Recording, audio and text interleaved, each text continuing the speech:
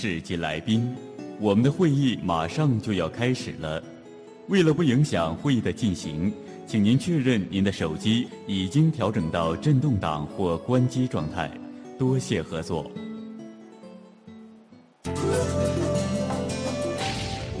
已经入场的各位同事及来宾，我们的会议马上就要开始了。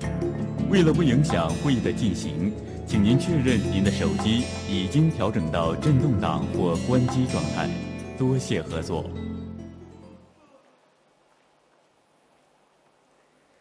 尊敬的各位专家、各位来宾，大家下午好。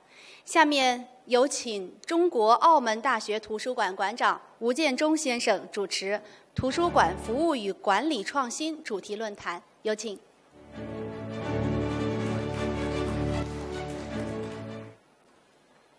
各位来宾、各位同行、女士们、先生们，大家下午好。上海国际图书馆论坛的特点是国际性强，参与国家多。但是这一次由于是新冠肺炎的影响，他们都不能前来参会，但是演讲者们都认真做了视频。这对于习惯于线上线下的图书馆员来说，我相信都会是一样的精彩。今天我们有9个精彩的报告。第一位给我们做报告的是意大利米兰公共图书馆馆长 Stefano Barese 先生。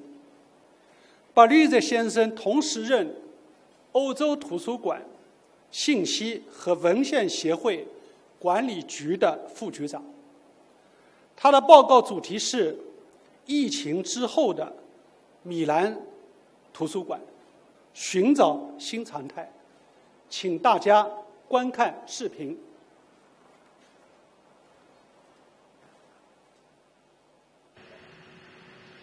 Dear colleagues, it's a pleasure to find you again after months of complication, thanks to the 10th edition of the Shanghai International Library Forum. Even if we are not physically in Shanghai, being able to discuss again the issues that we care about professionally is an important step forward. I would like to thank the Shanghai Public Library, and in particular the director, Mr. Chan Chao, and his staff for inviting me to talk about how libraries in Milano have faced this new period, looking for a new normal. In Milano, the libraries were closed by order of the government from March 9 to May 17.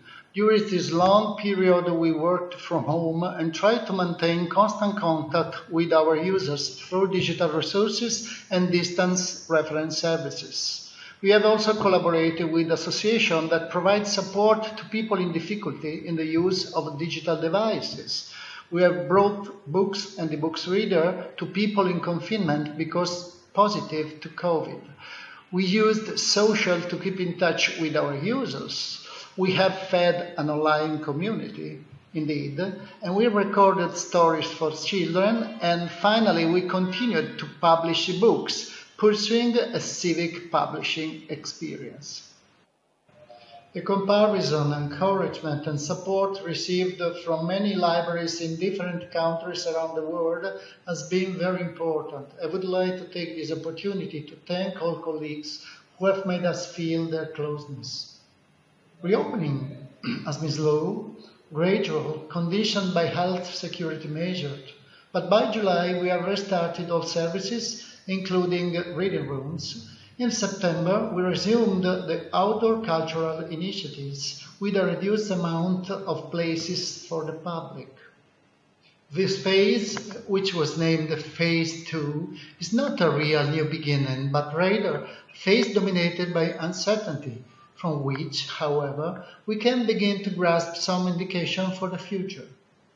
The first indication is that the experience of the pandemic has undermined our perception of the city and public space as safe places. Urban space has become an undecipherable environment where moving and meeting become potential risk factors to be avoided or limited. The second indication is that the pandemic will lead to a very marked increase of inequalities even in a city as rich as Milano, and will require special attention towards the most fragile people. The third certainty is that the search for a new normality requires a combination of security and sociality, and in particular requires the maintenance of acceptable and sustainable standards of sociality in the light of current restrictions. Man is a social animal and needs direct, warm, empathic relationships. These phenomena are interconnected, and the question we are asking ourselves is how to rebuild a dimension of trust with citizens, overcoming fears and focusing on a service model based on the fair distribution of opportunities? The answers we have identified so far are three. The first, as provided for in the document Milano 2020 Adaptation Strategy approved by our city government, is that it will serve to enhance the neighborhoods as an elementary organizational unit of the city, strengthening the proximity services so that every Milanese citizen can access them within a 15-minute walk from their own home. In this way, we intend to balance the differences between neighborhoods, enhance their specificity, and reduce the movement of citizens. Milano is divided into 44 districts and 88 smaller units called Nuclei of Local Identity, NIL. Since we cannot build new libraries in all districts, we intend to create neighborhood networks by identifying places that can become nodes for accessing a network of opportunities tied to books and reading: schools, bookshops, shops, underground stations, apartment blocks, companies, public offices, hospitals, and so on.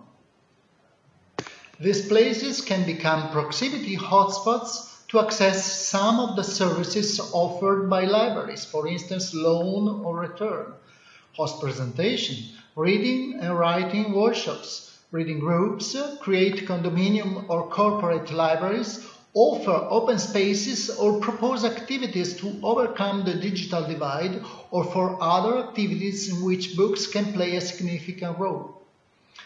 This proximity network must be open and inclusive. All those who want to contribute will be welcome, but at the same time, they should be structured on the basis of well-defined and coordinated objectives, roles, and tasks, starting from the characteristics, strengths, and weaknesses of every neighborhood. Of course, these networks need coordination in order to function, which will be ensured by branch libraries, which have spaces and expertise to nurture relationships. Where collaboration will not arrive, there will be technology. In 2021, we will experiment with some intelligent dispensers of books in some places in the city outside libraries. These dispensers can be used by our registered user to borrow their favorite books without having to go to the library. All those who wish to participate in the neighborhood networks will have to sign a collaboration agreement with the library system, which will specify objectives and operational tasks. Second answer concerns the educational poverty of young people. The pandemic has increased the difficulties of children and adolescents due to the prolonged closure of schools and other educational spaces and confinement at home. Children with greater difficulty in accessing distance education have suffered hardest this situation, which are likely to have long-term consequences on learning, school performance, and even on the propensity to study, and will hit children living in socially and economically disadvantaged conditions, especially children from foreign families. For this reason, we are going to launch in October the Book City Reading Around project based on the conviction that the promotion of reading and books in disadvantaged neighborhoods is an extraordinary factor of aggregation, cohesion, and fight against educational poverty. The project aims to promote books and reading as socially useful tools, able both to create moments of sociality and aggregation and to provide the youngest population with the necessary tools to read and interpret the reality in which they live. Reading Around will be an opportunity to intensify collaboration with schools, to intercept children and young people who attend them and support them in their learning paths. But educational poverty does not only refer to the school context, it is also deprivation of access to culture and reading. According to data collected by the National Institute of Statistics in 2018, at least 50% of Italian children between 6 and 17 years old do not attend concerts, museums, galleries, or read books in their leisure time in the last 12 months. The neighborhood networks will encourage extracurricular activities related to reading and writing skills, strengthening the non-cognitive, motivational, emotional, and social skills that, as well as cognitive ones, complete the growth path of young people. Books are a perfect vehicle for an overall approach to these needs. However, other dimensions will have to be considered, in particular the use of editorial content through digital devices. Children have to be supported, and in fact they will be, in improving their digital skills. The third and last response concerns the enhancement of sustainable forms of sociality. During the lockdown period, all cultural activities stopped. With the recovery, the activities in which an influx of people is expected, for instance libraries, museums, exhibitions, theaters, cinemas, sporting events, and so on, were subject to very strong restrictions to limit the risk of contagion. In our reading room, for example, seats have been prudently reduced by 50–60% to allow readers to respect the minimum distance of 1 meter. And access to the library is only by booking, wearing a face mask, and after measuring body temperature. Some cultural organizations with this limitation will not be able to resume their activities, leading to an impoverishment of the city's cultural infrastructure. But the loss is not only economic. Many organizations guaranteed meeting and social spaces for children and elderly people, services for the neediest part of the population, cultural evenings for young people, a heritage that, with the pandemic, risks being lost. Libraries must therefore pay particular attention to safety, but also to play a role in rebuilding the rules of sociality, making every citizen more responsible. It is necessary to work on the concept of distance, which mitigates isolation but guarantees sociality and safety, also by identifying intelligent solutions to bring people closer together, as well, for instance, by setting spaces in an innovative way. These are the actions we are implementing on this side. Resume organizing events in safety, exploiting outdoor spaces and bringing the library into the streets and neighborhoods. Continue to take care to the communities that during the lockdown have converted to digital by feeding the digital environment that they have learned to use in recent months. The search for a new normality for Milano libraries is definitely the search for a new gravity center, the neighborhoods, in which to develop strategies to reduce the damage created by the pandemic, spreading opportunities linked to books and reading. And finally, is the search for a difficult balance between attention to physical distancing which guarantees security, and reduction of social distancing, which prevents interpersonal relationship and make us live in a condition of limited sociality. Thank you so much for your attention.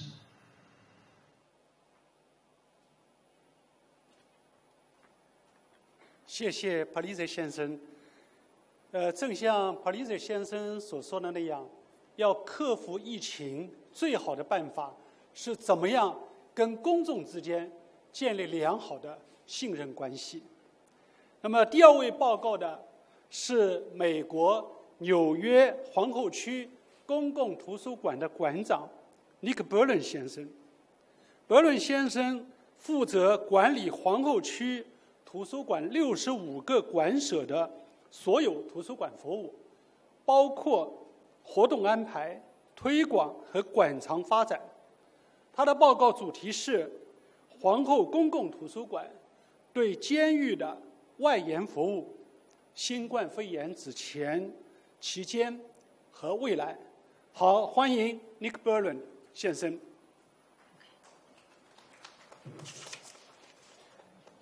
Good morning, good afternoon, and a good evening. Welcome back to the 10th Shanghai International Library Forum, North American Public Library Focus Session.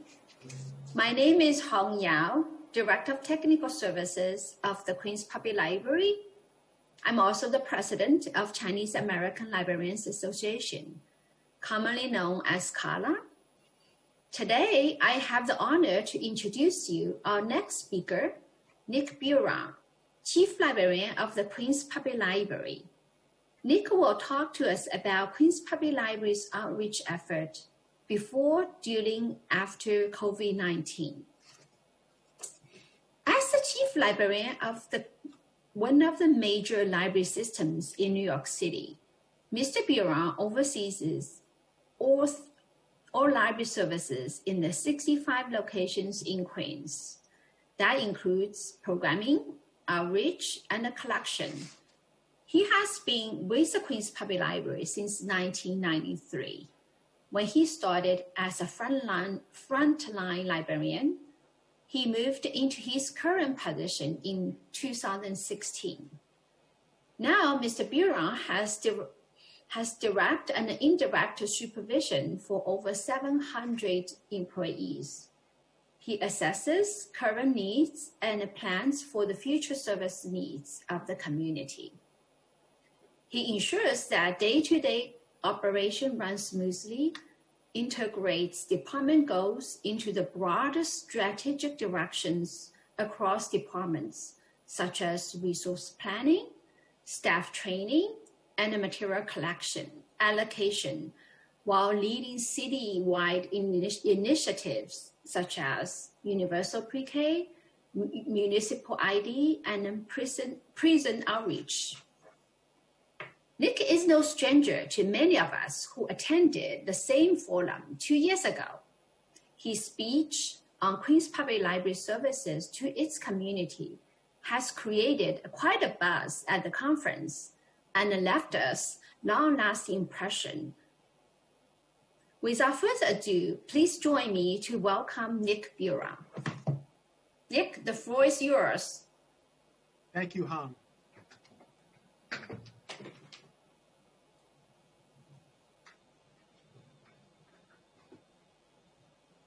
Thank you very much to Director Chen and the staff at the Shanghai Library for giving me the honor to present at the Shanghai International Library Forum 2020.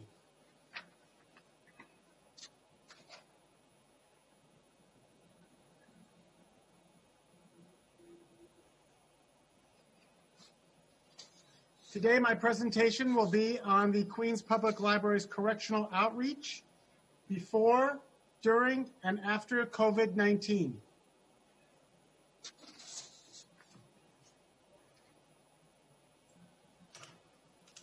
Some of the things that I'd like to highlight during this presentation are three things.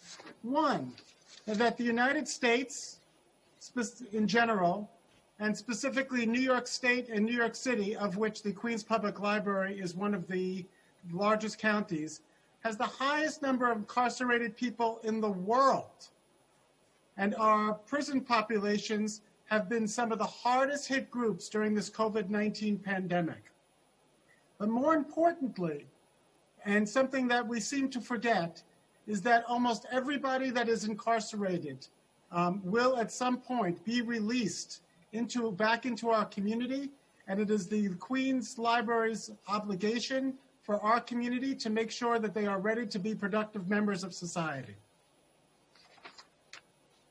Just as an overview, the United States has the largest prison population in the world, not just in number, but in per capita as well.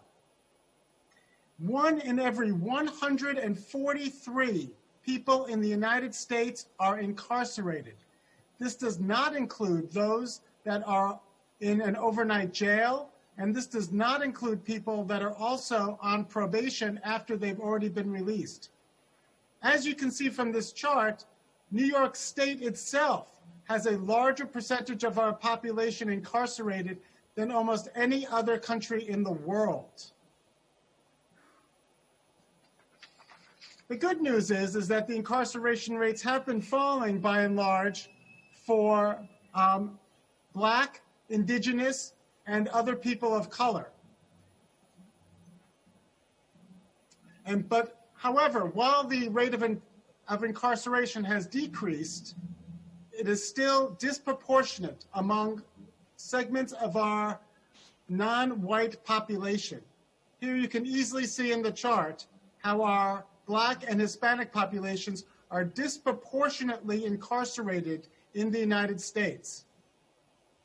So it should not surprise us that the United States then has some of the largest percentage of COVID-19 cases among those minority populations. Why, you might ask, do we have this? That I will leave for social scientists to answer, but by and large, it comes down to poverty and institutional racism that we have in the United States. But aside from that, what we want to concentrate on are the impacts that this has had, not on the reasons for its existence.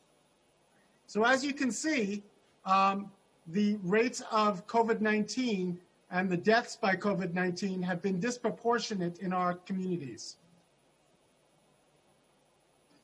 Now, for decades and decades and decades, it has not been something new for the Queens Public Library to have service to those that are in prison populations. Our mission in general is to transform lives by cultivating personal and intellectual growth and by building strong communities. This is based on inclusion and access. And it is important for us not to diminish the role that some of our community members have just because they are incarcerated. So it is imperative for us to reach past our walls of our library and address the recreational, cultural, education, and informational needs of those that are incarcerated, and importantly, those that have been formerly incarcerated back into our community. When community members have been released from incarceration, they have a number of challenges that the library is best suited for meeting those needs. Most recently, the Queens Library has increased our resources for providing service to our incarcerated communities. Back only 6 years ago, we only had one dedicated staff member that did programming. And that person was able to create a program that allowed us to see the person inside a prison, and then when they were soon to be released, we were able to follow up with them outside. So we have also increased video visitation, other library services, more and more resources that we have towards our incarcerated population, outreach towards those veterans that have found themselves to be incarcerated. We have increased the amount of staff training that we have done within our regular staff, so that it is important that all of our staff understand that anyone that walks through our doors might very well be someone that needs services for whatever reason and might have special challenges because of that. We've tried to increase collections, but more importantly as well, we want to see the full range. Not only do people need vocational training, but they also need to have a certain level of cultural fun that we're able to do while still being able to provide those informational resources. We have two major facilities in the County of Queens, and one is Queensborough Correctional Facility, which is a place where incarcerated adults who have done long sentences spend the last 6 months of their sentence in closer to their neighborhood. This has been very helpful because it allows us to be able to target those individuals right before they are released. And we help with facilitating this training by providing what we call OSHA 30 training. OSHA training is the training that is absolutely imperative for those that want to do construction jobs. And the 30 represents the number of hours that we provide that training for. And when you have OSHA 30 training, you're able to find employment a lot easier. This training, for example, costs hundreds and hundreds of dollars when it's taken in the private sector. And we provide this service as part of our ongoing programming. By seeing the incarcerated individual in the prison before they're released, we're able to make a connection, help them with their resumes, actually being able to form a relationship. And that person that they meet, that Queens Public Library employee that they meet at that point, is the same employee that they see when they are released. When they go to their neighborhood branch, they see that person there. They already have a relationship. They know someone that's there to help them. And it really increases the ability of that individual to be able to understand what's available for them and have what's most important, that trust that they're able to have with that person. More than that, as I said before, cultural programs are extremely important. And we've provided violinists, meditation programs, ability to help communicate, and resource fairs as well, so that the individual sees everything that's available to them. And just last year, we were able to have programming for almost 800 individuals. One of my favorite programs that we've been doing now for over 6 years is an award-winning presentation program that we've had called See You on the Outside. And it is exactly what I've said, is that it's enabling us to communicate with somebody and then being able to communicate with them outside once they're released. This is proven, not by us, but those administrators in the prison population, that it reduces the rate of recidivism, because not only do people see an opportunity, but like I had said earlier, they have somebody from the Queens Public Library who is a trustful person. So now they have an institution that is a trusted institution in the community, but also they see a person that's there to assist them. So twice a month we go in and provide resume writing workshops and case management. Case management means helping them find, not only job opportunities, but other social service resources that are available. And, we have, our case managers have the phone number for every single one of the formerly incarcerated. So when something comes up, we're able to call them on the phone and say, listen, you need to follow up and go to this. And that is the type of follow-up that's absolutely imperative to make sure that our customers are able to take advantage of these services. And over 350 incarcerated individuals were able to take advantage of this opportunity. There is also the other, there is another prison that is located right outside of Queens County, and that is Rikers Island, and that is the major prison in New York City. It holds over 5,000 individuals have been served by the Queens Library just last year, and they're served by us taking books in, us being able to facilitate programming. And you can see here This is myself with our chief of staff when we were offering a hip hop program, cultural program to the people who were incarcerated. Now, within this, we were able to serve almost 9,000 items were checked out by the inmates. Now, we're not in competition with anyone. If we were not doing this, we would not, those inmates would have access to 0 books if we were not providing those books. So the service that we provide is not just helpful, it is imperative for those to get those resources that they need. A couple of years ago, we were able to get funding from the city to provide video visitation programs as well. So it is very, very hard to get to Rikers Island, even though it is so close to Queens. It is a little island right off of the county. But that small distance is an extremely large distance when you have to come on public transportation and you might have kids with you, and it is an all-day event. And for those of you who have ever had to go to a prison, it is not the most user-friendly location. Oftentimes, you are searched. You have to go through a variety of different phases in order to see your loved one from behind a screen. What we've been able to provide is family and friends are able to come to our library and to be able to connect with the staff at Rikers Island so that for 1 hour, their loved one that they see can communicate with their family through video teleconferencing. This has been incredibly helpful for those of our customers that have small children. It is very hard to take small children on public transportation to go to a prison facility. Not only are they able to see their loved one, but because of the ease of which this is used, they're able to do it more often. And so this has really benefited very small children who are able to stay in contact with their family members. And just last year alone, there were almost 400 visits that we were able to do to really help families stay connected.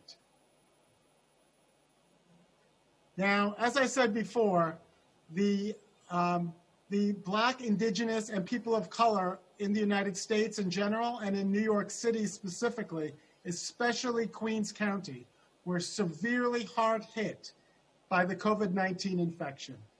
And nowhere is this seen more than those who are incarcerated. So the rate of those that test positive during incarceration is extremely high. And as I said before, many of these individuals find themselves back in the community.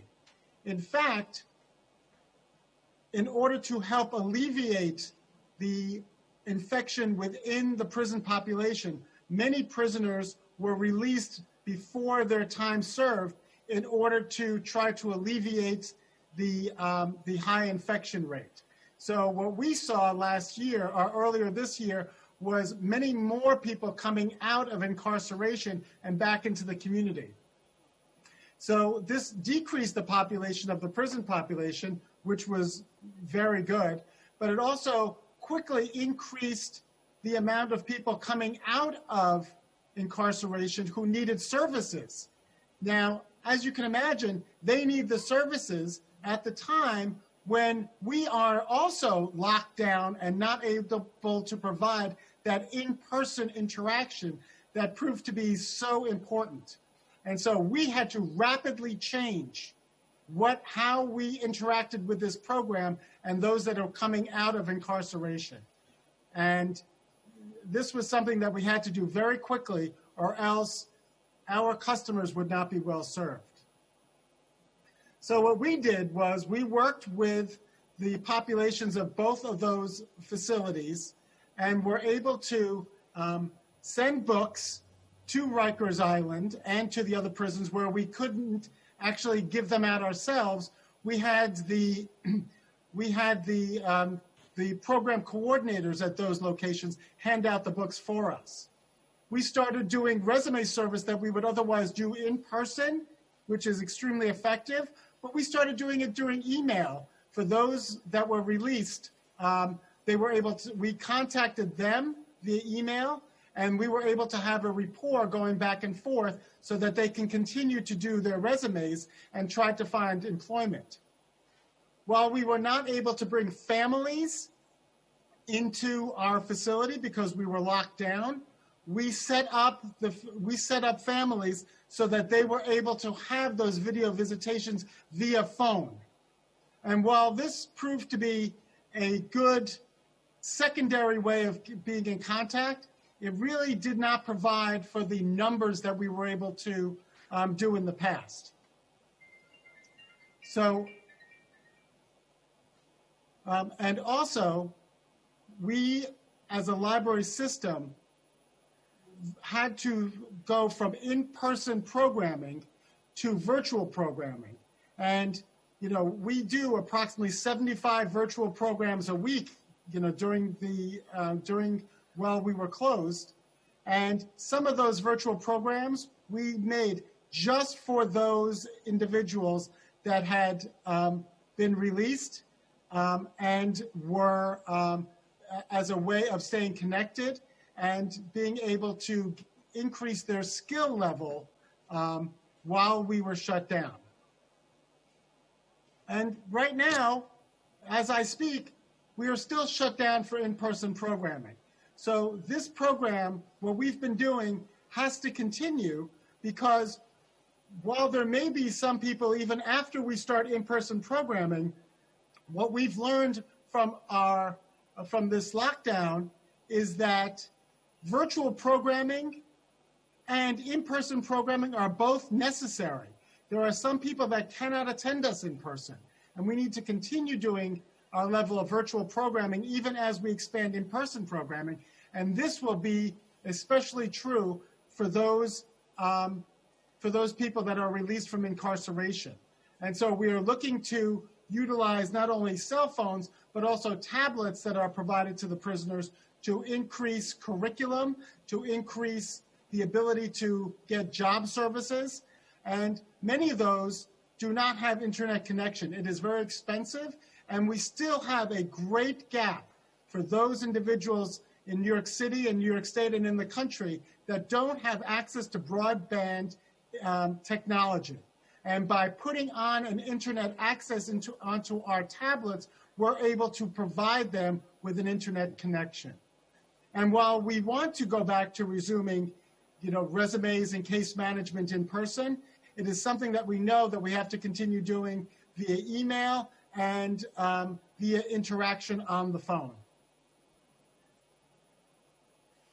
And as this goes on, what we want to do is we want to showcase those that have been previously incarcerated and get them involved in some of our programming so that those that are recently released are able to actually see a path that allows them to go from formerly incarcerated to currently employed or to be a student. And, you know, to not have a prison, a home to prison pipeline so much as a prison to college, prison to work pipeline, and make something positive and work with these individuals who are in our community, who are able to really add to our community. This is our community, and it is incumbent upon the library to be able to invest in everyone in our community, even those that are temporarily incarcerated, and to make sure that everyone in our community achieves the best level that they are able to do. And we know that at the Queens Public Library, it is our responsibility to make sure that happens. So moving forward, we very much want to continue this program in person once we are able to, and continue to do it virtually so that we could change as many lives in our community as possible. It has been a great honor to present this. Thank you very much. Thank you, Nick, for telling the world your story in serving a special population during COVID-19. Thank you to all the staff of Shanghai Public Library who worked very hard to put this virtual conference together. And finally, I'd like to thank you to all the participants who spent time with us. And I wish you have a great rest of the program. Thank you and goodbye. Thank you. 谢谢 Mr. Nick Buren， 也谢谢Mrs. 姚红女士。纽约皇后区公共图书馆在美国公共图书馆界有比较高的知名度，主要是它的流通率始终是在美国的公共图书馆界排名是前几位的。那么今天他向我们介绍的是他们的延伸服务，尤其是这个监狱的这个对外服务，有关监狱的对外服务做得非常好。好，第3位报告人是美国卡内基美隆大学图书馆馆长 Keith Webster 先生。Webster 先生还担任该大学的新信与综合媒体计划主任，并在大学的约翰海恩斯学院任兼职教授。他的报告主题是大学后疫情时期研究型图书馆的未来。我们欢迎。Ni hao. Greetings everyone, and congratulations on the 10th Shanghai International Library Forum. I'm sorry we can't be together, but I'm grateful for the opportunity to be with you today through the power of the internet. The characters that form the word crisis in Chinese come from the words dangers and opportunities. We are living through an unprecedented time of disruption, but in this presentation I want to move beyond danger and talk about the opportunities for libraries. If we can thrive on the trends accelerated by the crisis, this could be the opportunity of a lifetime for us. I will begin by locating this as a time of transition prompted by the Fourth Industrial Revolution, and then turn to think about the challenges facing libraries as we prepare to seize upon these opportunities. I want to pause and reflect upon the changes brought about by COVID-19 and the global pandemic, and the opportunities that this might open up for universities and for libraries. From there, I want to say a few words about the methodologies of foresight and future studies, and how we can use these to explore strategies that we might implement more systematically. We do need to engage with the future, as the worlds we envisage and the actions we take now will shape how we emerge from the pandemic. And finally, I will turn to some concluding remarks on the specific opportunities I see for libraries in research universities at this moment in time.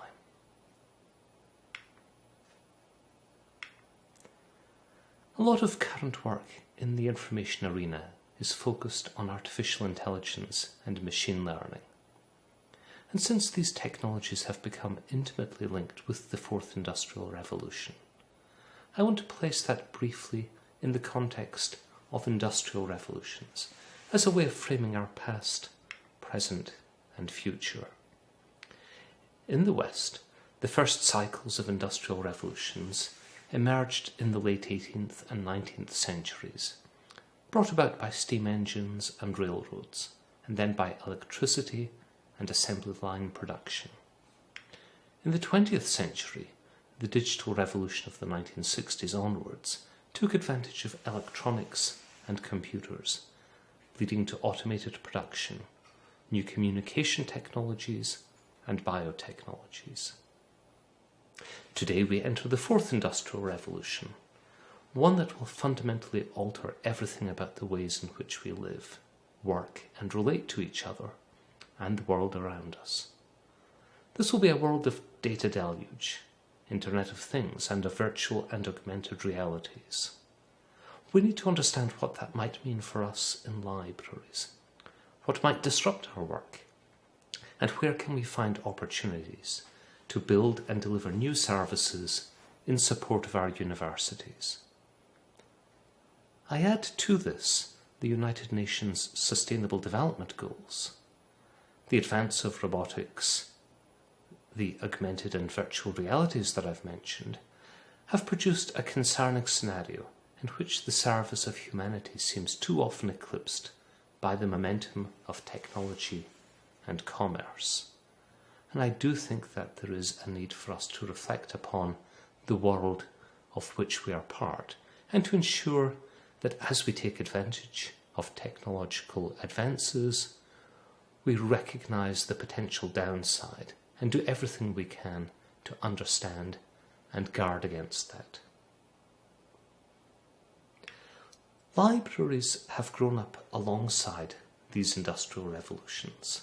Even during the first industrial revolution, libraries were gaining a place in their communities, focused on collections of books. The second industrial revolution brought large-scale publishing and an expansion of scholarly activity and the establishment of many universities, all leading to large-scale library buildings. And in the third industrial revolution, from the 1980s onwards certainly, we've seen libraries adapt. Card catalogues shifted to online catalogues, and print journals moved to digital form. The fourth will be the age when libraries truly embrace digital scholarship. And running alongside that, I can see that our place in the scholarly world also can grow. Certainly in these first and second revolutions, our role was that of provider. We provided access to information. More recently, we have become partners with the research and student communities that we serve. We are there to engage with them and be part of their work. But as we look forward, I think there is a great opportunity for us to serve as pioneers, to make our own mark on the world. If you'd like to know more about my work in these areas, there are a couple of presentations that you might be able to access. This one at a Coalition for Networked Information conference, and this one on how libraries have evolved and how we can leverage the work of OCLC to understand how libraries might shift in the future. Let me turn now briefly to examine libraries more generally. The central purpose of libraries traditionally has been to provide a service, access to information, and to enhance and improve its discoverability and usability. But changes in our landscape over the past 25 years have seen dramatic shifts. In the print world, our roles and responsibilities were fairly clear. Scholars organised their workflows around us.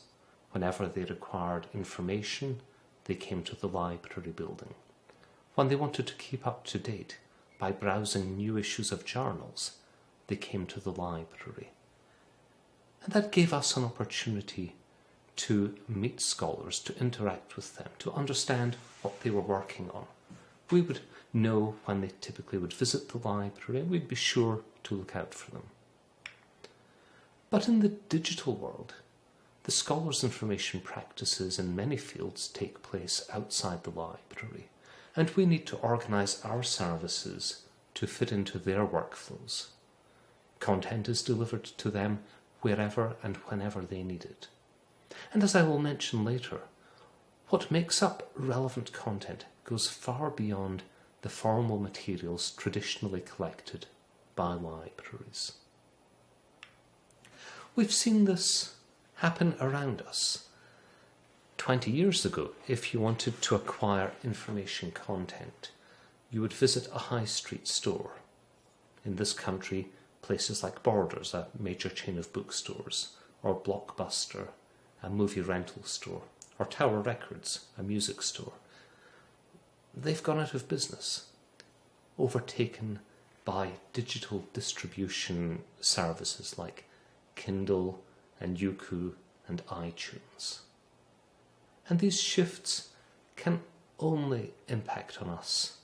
We've seen already changes in information formats from print, which was commonplace certainly through to the 1990s, to computer-based, CD-ROM-driven information, to today's networked scholarly content. A few years ago I constructed the P-index, representing some of the traditional activities of 5 major US universities, beginning with the letter P, because I live in Pittsburgh. And what we can see is a rapid decline in a couple of their traditional activities, the lending of books and the answering of questions. I'm not going to argue that we have lost all of our users to the web or to somewhere else, but rather that we are in the midst of a process in which the library is unlikely to prevail as the primary provider of academic content. If we're to flourish, we need to find the things that we can do that can't be done better by anybody else. We need to identify the unmet needs of our community and determine whether we are able to address these. And we need to be thinking constantly about locating this work against the opportunities of the Fourth Industrial Revolution. For 20 or more years, we have been operating hybrid libraries, a term often used by librarians to describe organisations offering a mix of traditional print library resources like books and archives, and a growing array of electronic content and digital services. I would argue that we have been close to breaking point for some time, because we have tried to run what should be 2 different libraries in one, and we see tremendous conflicting demands. People want space for collections in the print world, and today's students want space to work with each other, to study, to collaborate. We see competing demands for the expertise of librarians, to be the providers of print content and the partners and pioneers in the research process. And we see conflicting demands for our budgets, to continue to buy print, to process it, to preserve it, and to buy digital content, to license it, and to look after it. I would contend that unwittingly the pandemic perhaps gives us an opportunity to set some fresh priorities. The pandemic and its knock-on effects on higher education has accelerated trends that were already underway and intensified some of the shifts around us. The result is a dramatic widening of the gap between those at the top and the bottom of the university resource allocation model, and that will inevitably play out in our libraries. The fault lines in library budgets and business models that we have been talking about for a few years have now become breaking points, separating the old reality from the new one as we absorb sweeping budget reductions alongside demands for new ways of doing scholarship. But rather than tweaking things incrementally, I view the crisis as pointing to new priorities, rendering obsolete established budgets and priorities. Along with the accelerated pace of change comes a unique opportunity to unlock big strategic moves. We've seen this prompted by the rapid shift to online learning and to research that is being conducted almost entirely away from university campuses and laboratories. But what has been critical is that much of the organisational inertia that usually stands in the way of unlocking these big moves is now gone, as we respond rapidly both to completely new demands and to a great acceleration of trends that existed before the crisis. This is playing out across all aspects of our lives. Technology usage on almost every measure has gone through the roof. Digital transformation has been the buzzword in business circles for years, as companies tried to rethink everything about how they operate.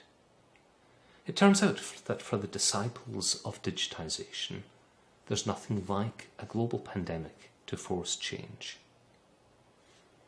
Indeed, the forced behavioural change across an entire population is something that our marketing departments couldn't have dreamt of.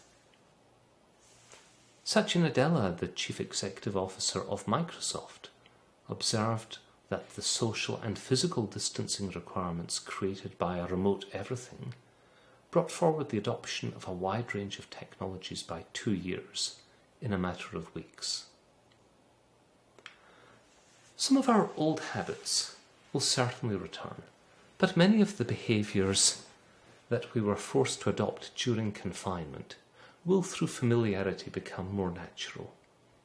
This transition to more digital of everything in our professional and personal lives will also be supported and accelerated by regulators.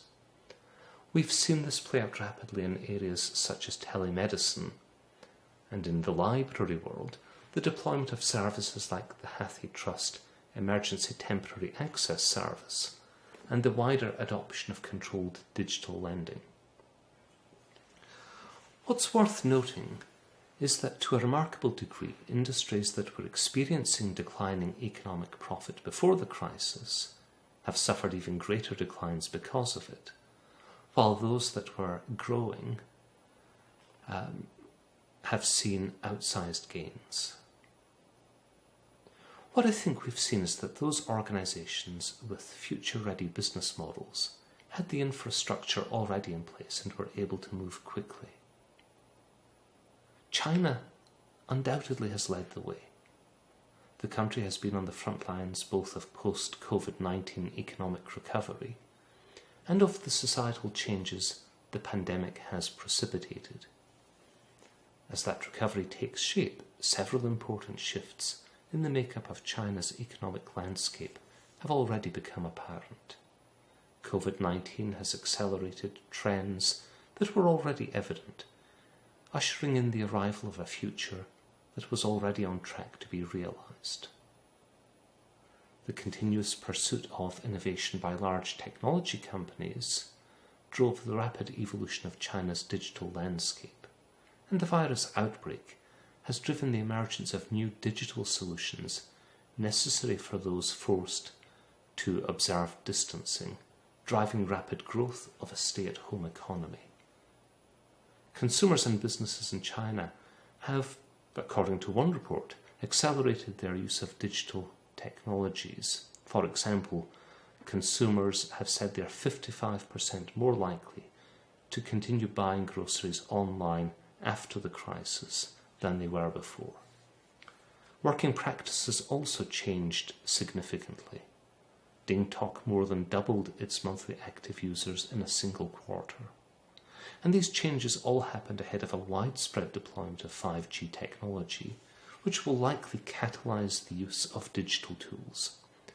And we in libraries cannot ignore that. Resources are easier to reallocate when no one needs to be convinced of the need for a rapid response, and the individual targets set before the crisis no longer apply. What I thought would never be possible, I can now do in 2 weeks. I think our plans and aspirations for libraries can learn much from this corporate mindset. Whilst we are seeing budget cuts across universities, in many cases these will not be permanent.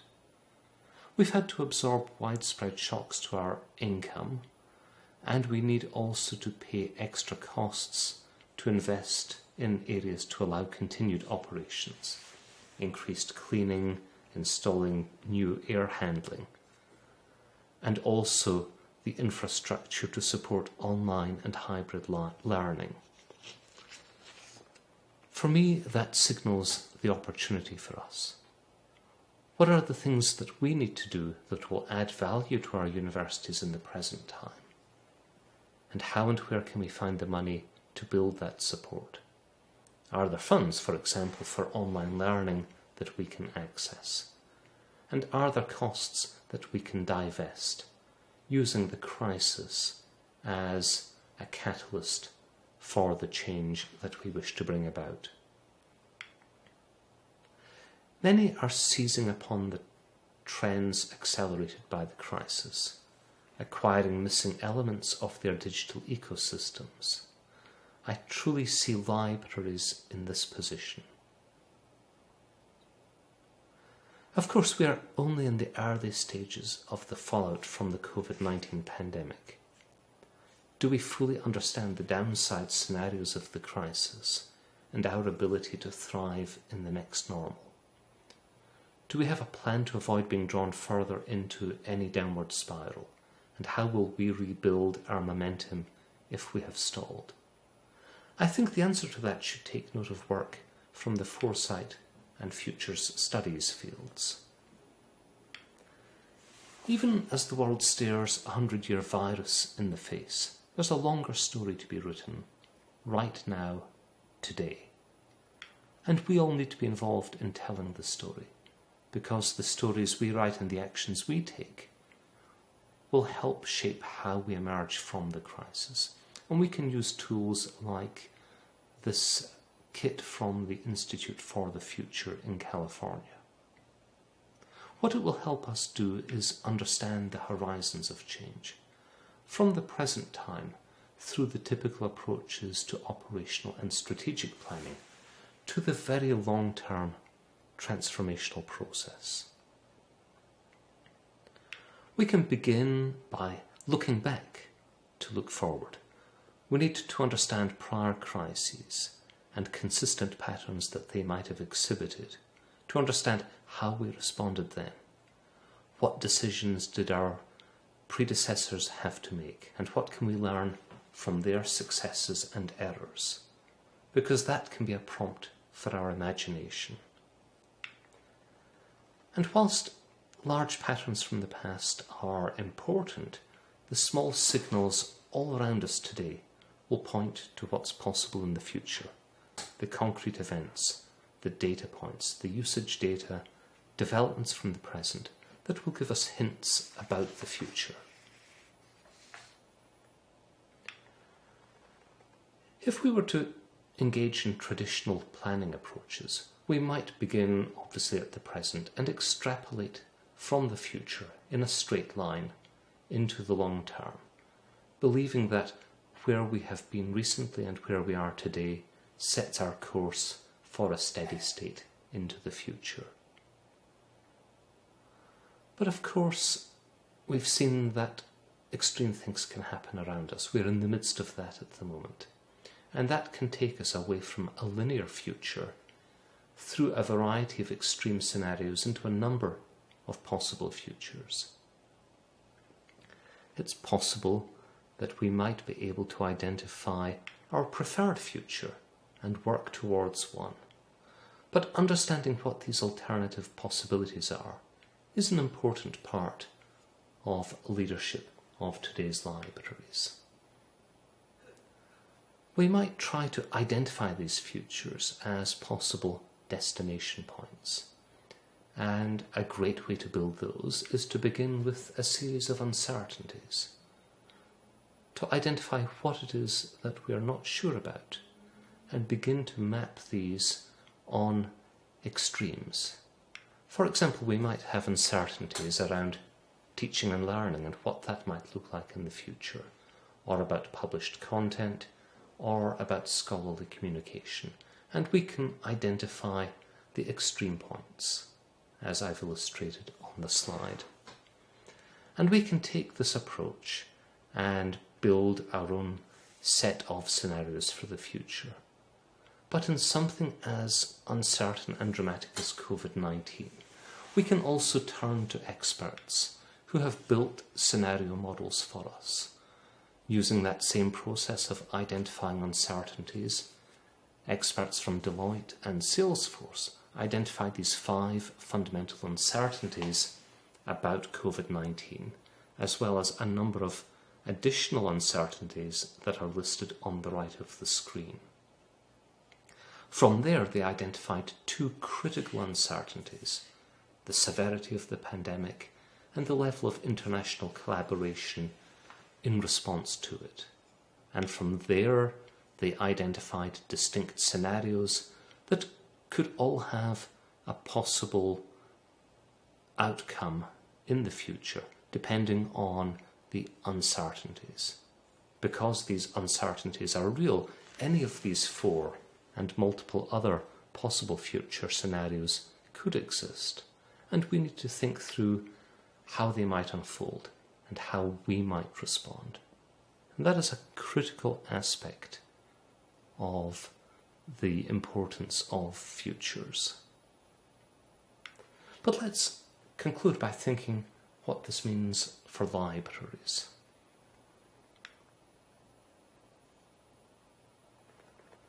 The scholarly record is what matters to a discipline. That is to say, what matters and what is useful to researchers and scholars. And the library's traditional role has been to define and collect the scholarly record as it plays out for the institution of which the library is part. Until quite recently, what constituted the scholarly record seemed very clear, and at the very least we understood the portion of it that fell to us in libraries to manage: scholarly books and journals, and associated tools like indexes and encyclopedias. But today, lots of research materials are being generated in digital form. They are easy and cheap to store, to share, and to preserve. Because the scholarly record today is made up nearly exclusively of digital material, we see it expand in a variety of directions. The artifacts of the research process, data, conference presentations, online discussion amongst scholars, all can be captured and curated, as can the aftermath of the research process: continued community discussion, open peer review, reuse of data, and all of that, sitting alongside the formal outcomes of research, form part of today's and tomorrow's scholarly record.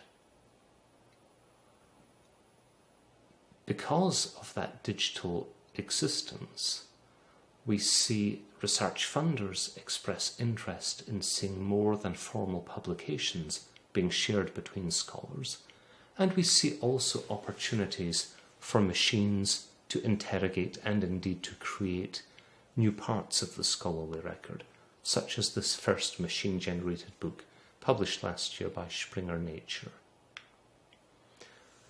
The objects that document the research process are already openly visible, but they are fragmented across many places: publishers' servers, social media platforms, repositories, and other places.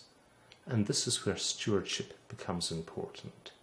There's an increasing amount of content that needs to be captured, curated, and preserved.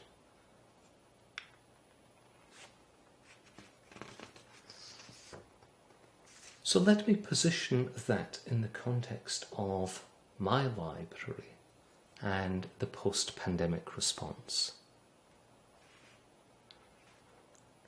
What I've seen at Carnegie Mellon, and this is our Hunt Library, is some general observations that you may find replicable in your own contexts.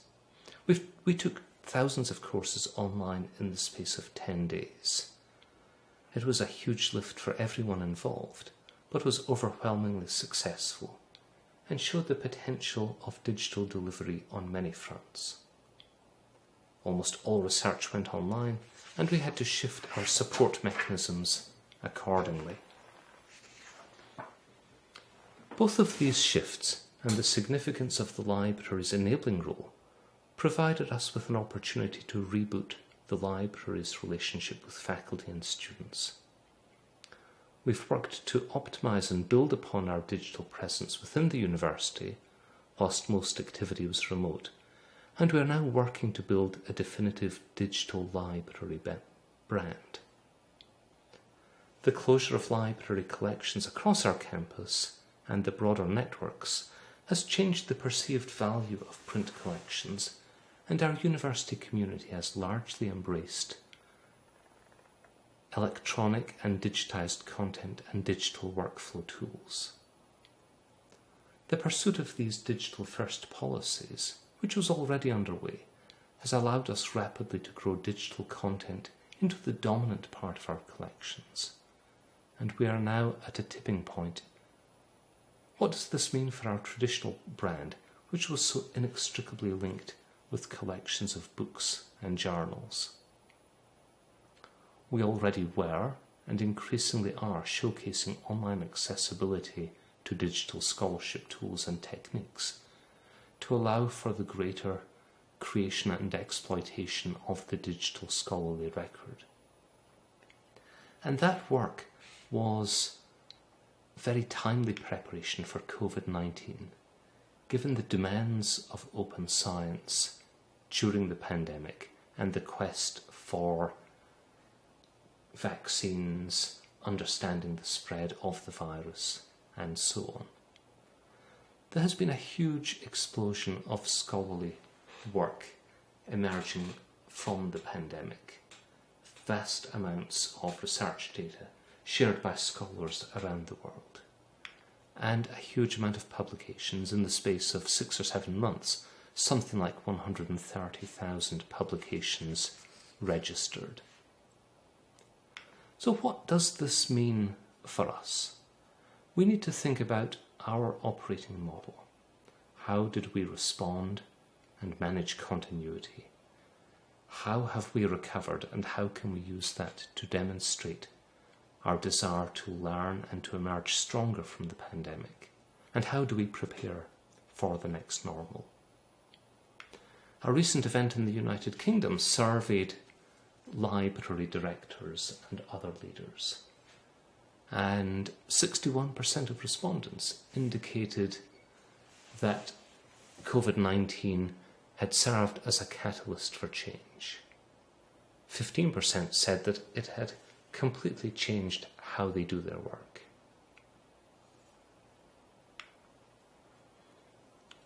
Libraries will increasingly want to allocate their spend on collections, on faculty and staff and other resources against criteria flowing from institutional priorities that have been shaped by the pandemic response. We've become much more focused on what's right for our university. What are the core aspects of the university's activities that we need to support? Budgets are tight everywhere, and we've had to make clear our role in supporting remote scholarship to secure financial sustainability. We will focus on doing in-house what we can uniquely do for our community in terms of expertise and unique and digital collections, and share efforts and costs with others where this makes sense. This will certainly be an opportune time to further move resources and people out of print collection roles and into other areas. This is the opportunity moment for digital scholarship, for supporting open science that we've been waiting for. The move to open will help us free up money from big deal subscriptions. The growth of data sharing mandates will drive expansion of the scholarly record. The need to directly support online learning will require greater digital content and greater availability of expert librarians providing content and teaching, and we will target our spending accordingly. Their work will become much more grounded in the broad information universe than local holdings, whether these are in print or in digital form, and all are part of an increasingly complex information landscape. In turn, these engagements are creating skills, relationships and opportunities to curate, manage and make more discoverable the scholarly record, building on what we've been focused on for the past few years. As a focal point, it's important for us to think about our community's needs, our response, and how we develop our colleagues in our libraries. How do we help them reskill in this world where we've seen accelerated changes? Thank you for listening. Again, congratulations on the 10th conference in this series of the Shanghai International Library Forum. 谢谢。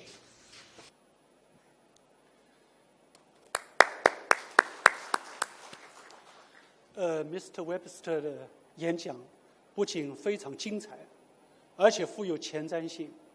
他其实把图书馆在数字学术环境以及开放科学环境下的所有的一切的图景，在这样10几分钟的场合都已经讲得非常清楚了，而且把图书馆在新技术环境下如何演变，特别是3个 P， 从 provider 提供者到 partner 合作者，再到 pioneer 就是引领者，这个关系讲得非常好，而且呢，用了危机这2个中国的这个词汇，就怎么样化危机。COVID-19 是件坏事，但是 COVID-19 反而激发了图书馆对数字服务的追求，所以这就是一个机会。我觉得这一篇演讲是一个教科书式的这样一个学术演讲，非常好。感谢Mr. Webster 先生。第4位报告人是美国佛罗里达州布劳奥德县图书馆的馆长 Kevin Watson 先生。Watson 先生领导了该县图书馆的转型改革，使图书馆成为社区领袖。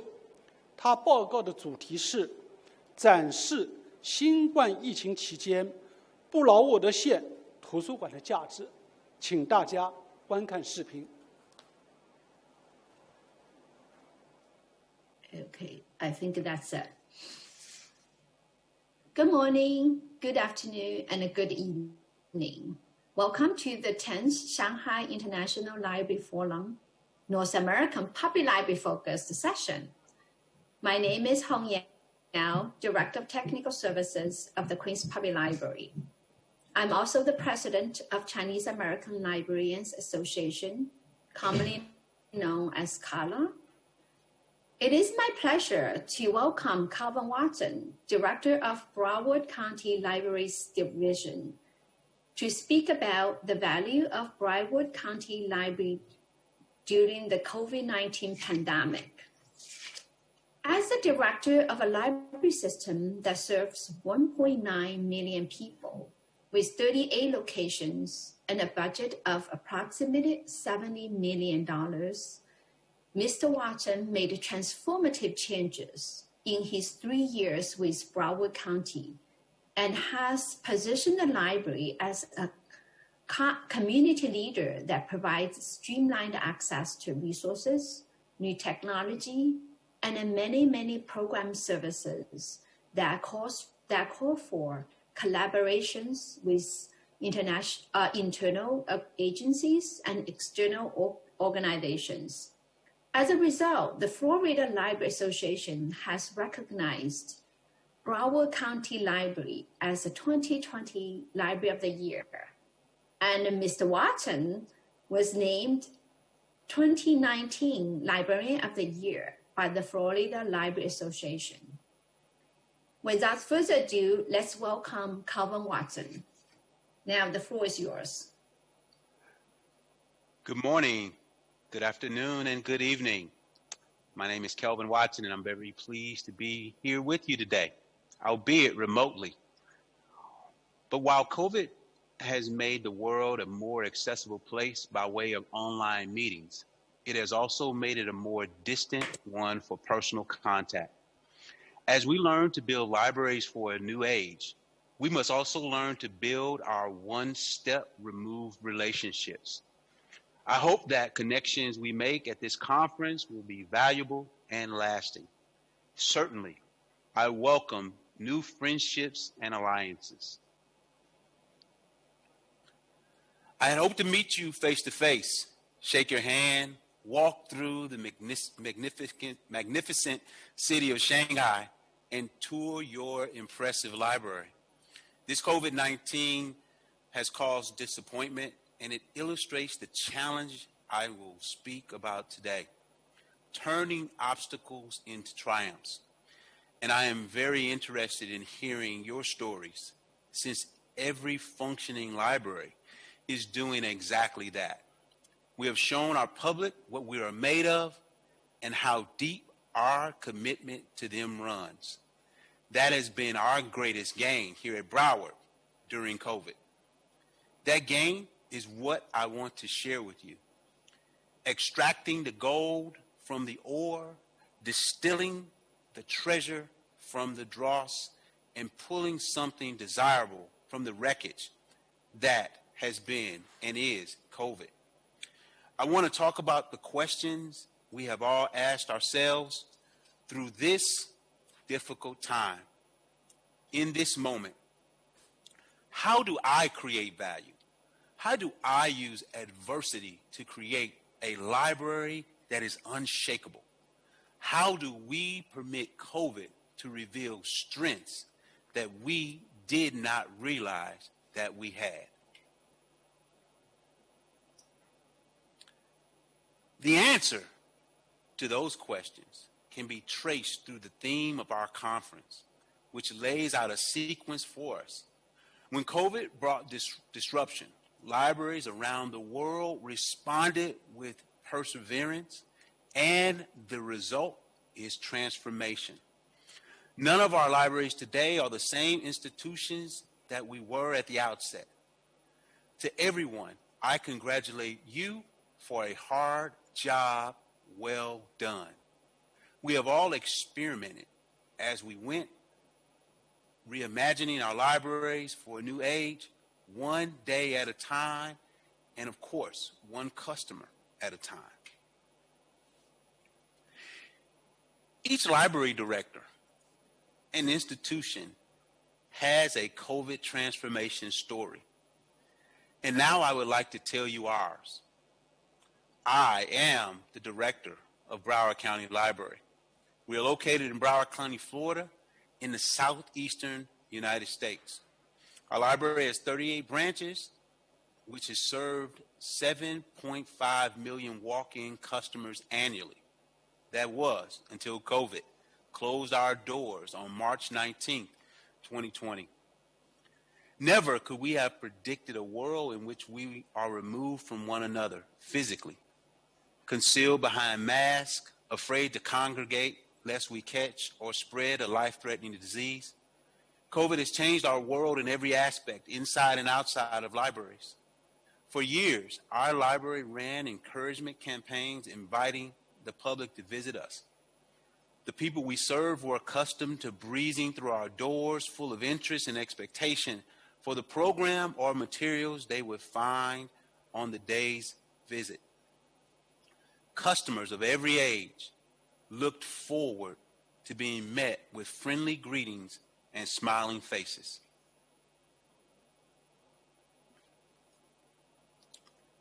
Traditionally, children came to our libraries to play. One second, Hong. Which slide are you seeing? Are you seeing the gathering place for all ages? Yes. Okay, got it. Sorry. It's okay. Traditionally, children came to our libraries to play in learning centers, do crafts, hear stories, and acquire social skills. Overnight, a child had to go online to hear a librarian read to them. Adults and older citizens had their niches in library service with programs and presentations tailored to their needs. Teenagers had areas designated exclusively for them in several libraries where they met to do projects of interest to their age group. We had special clubs and hobby groups of all kinds made their home at the library. In short, everyone looked forward to gathering at the library, which we actively promoted as a community hub, a place for people to meet and interact. Now, technology permitting, customers log on remotely to discuss books, view performances, or listen to lectures through internet platforms. Even as people electronically connect, many feel disconnected socially. A cataclysmic change gripping the world is gripping the library profession as well. And so, we had to step forward to meet challenges as opportunities, taking as our inspiration the famous examples of the Chinese character for crisis, made by combining the symbols of danger and opportunity. While some linguists have challenged that translation, I like that model of adversity. Albert Einstein came to a similar conclusion when he noted that in the midst of every crisis lies great opportunity. Every great challenge is about getting past the pain to the growth, getting to the heart of the crisis where the opportunity can be discovered. I'm determined for my organization that I would not let this crisis touch us without taking away something precious from it, without extracting those golden nuggets, which for us became innovative ways to strengthen our bond with customers and enhance their already strong trust and goodwill of the library. As COVID became synonymous with isolation around the world, we set out to assure our customers that such would not be the case with their Broward County libraries.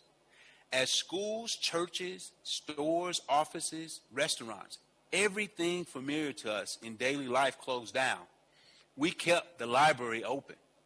It was not open for foot traffic, but we kept the phone lines open and found ways to deliver services online, which I will speak about in a moment. I do, however, want to emphasize how important was the perception of the library that we were able to develop as the place everyone could count on to be there for them, come what may. Broward County Library became COVID-proof when we showed our customers that we would get to them, reach them, find them, walk with them, whatever it took, every step of the way. The choice became we could hibernate or we could innovate. We were not going to hibernate. Assume the attitude. We will see you again when this is over. Oh no. We were determined that our libraries would not be blocked from library services. As far as we've been concerned, COVID obstacles were surmountable. For Broward County Library, COVID was and is a call to action.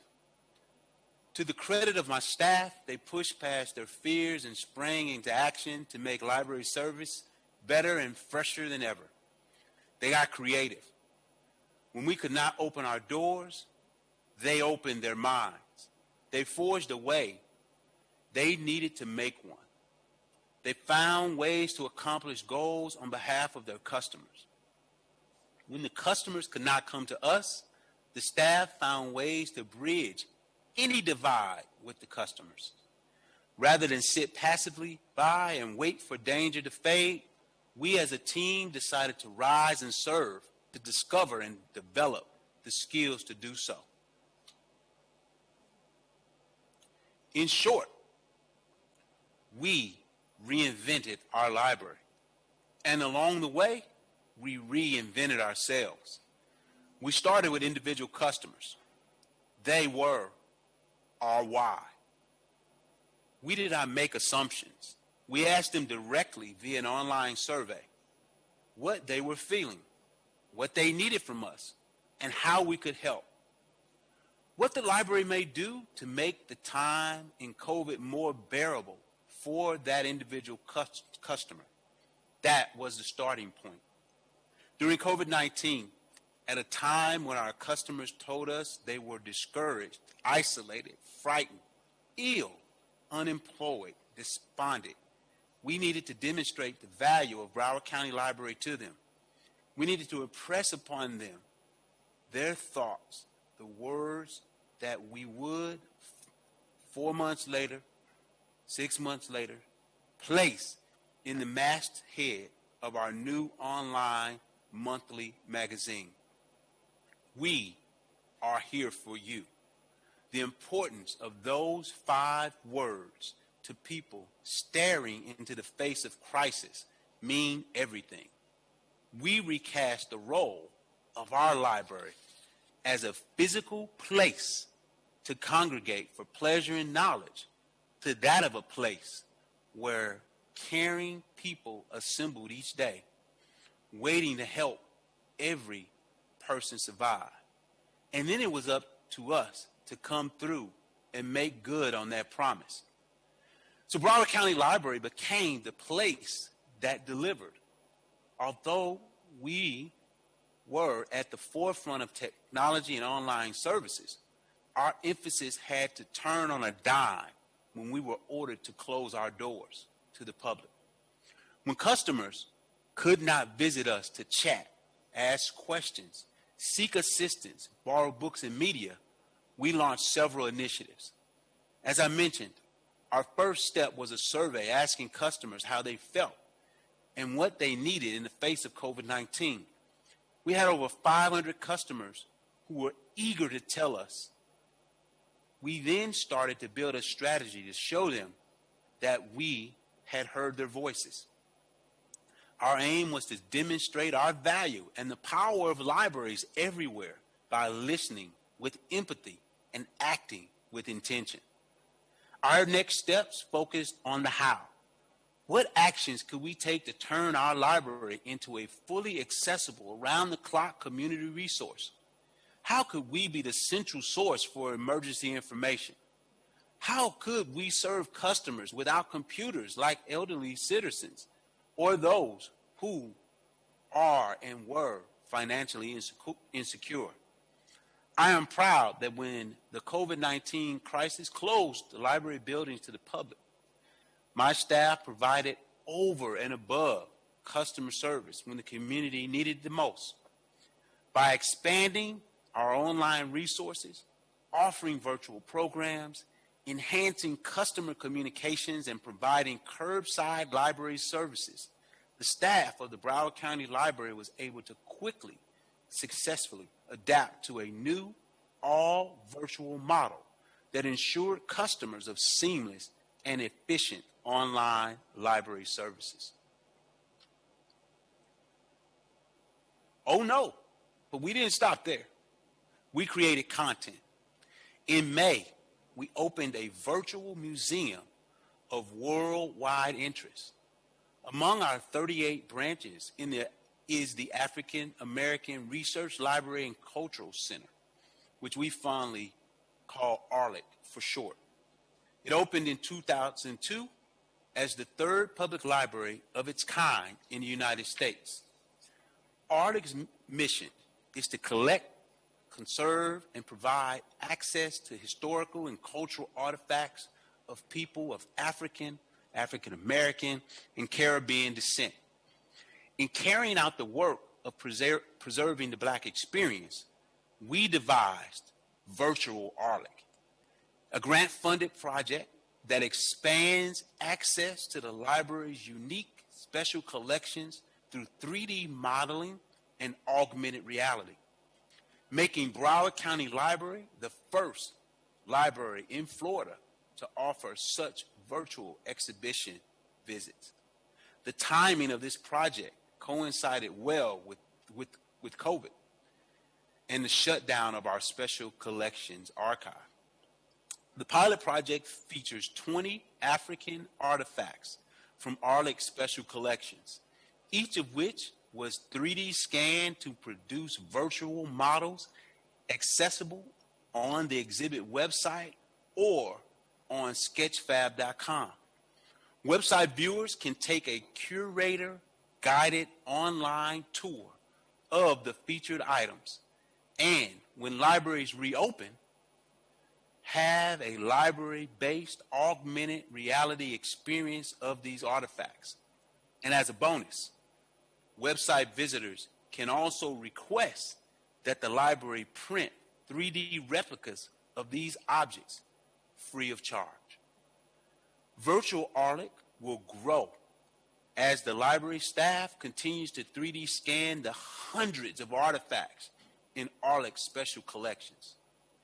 As you may have surmised, I have a great enthusiasm for this project.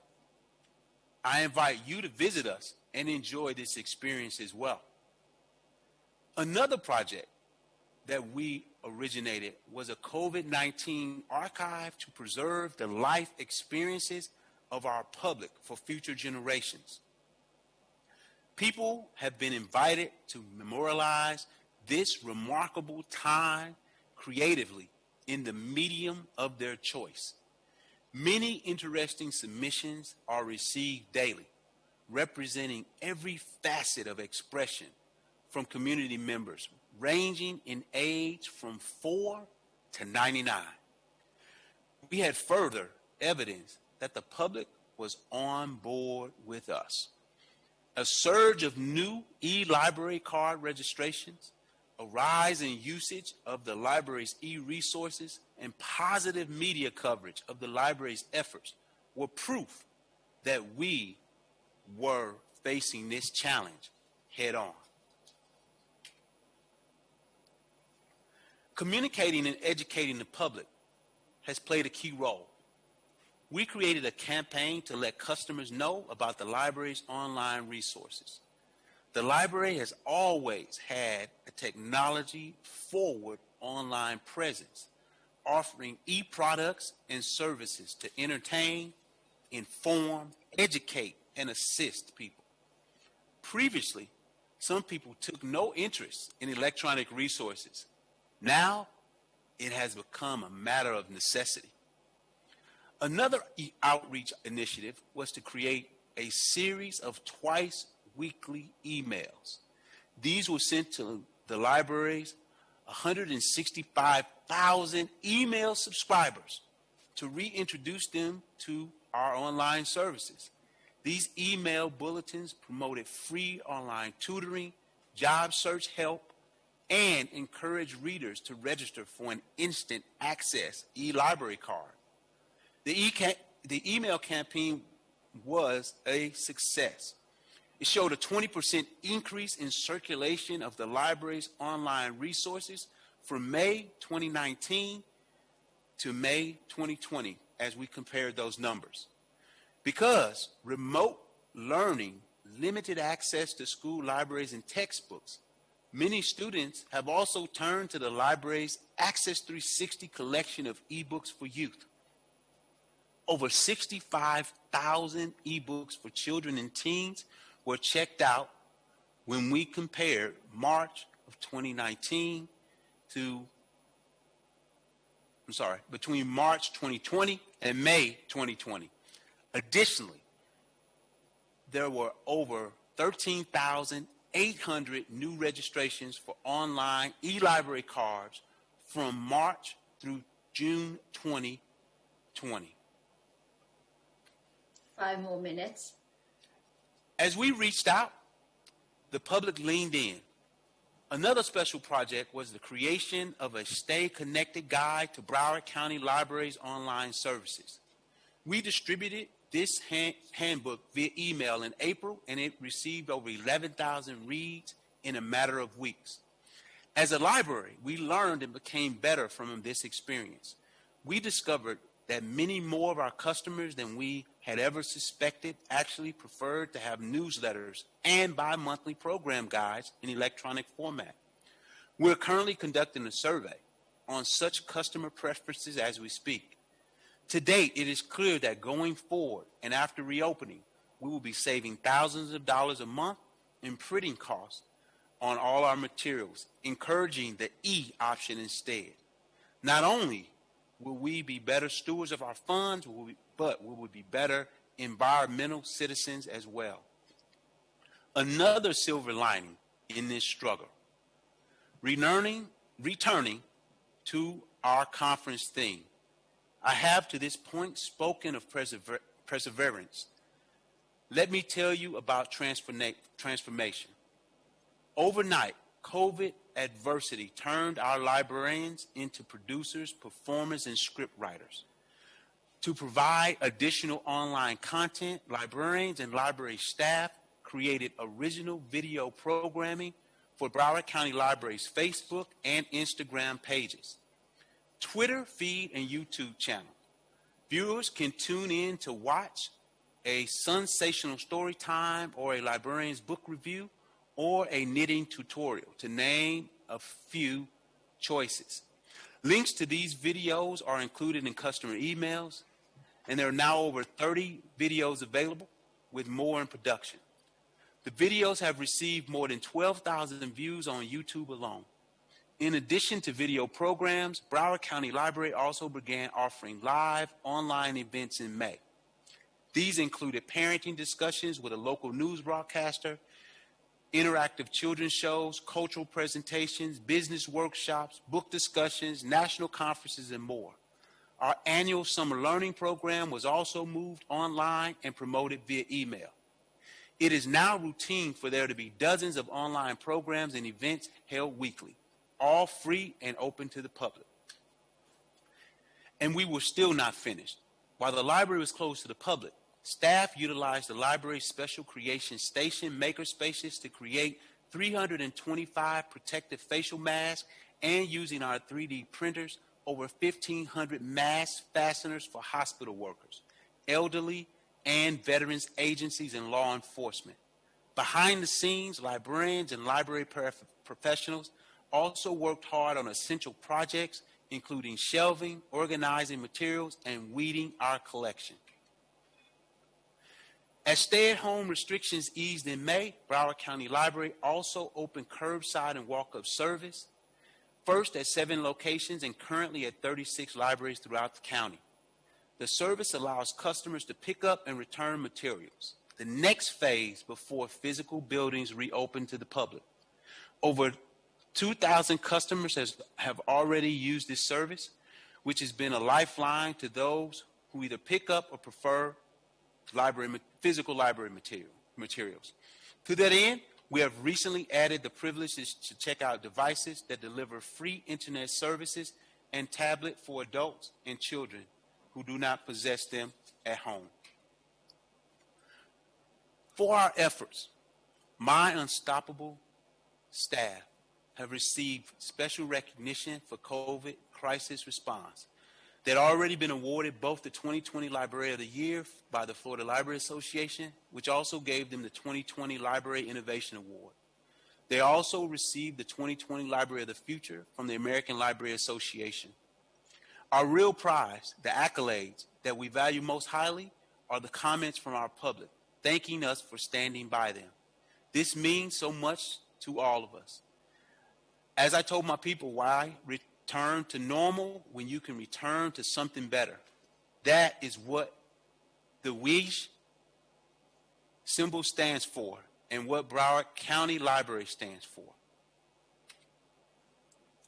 I thank you for your kind attention and look forward to the time we can come together and clasp each other's hands.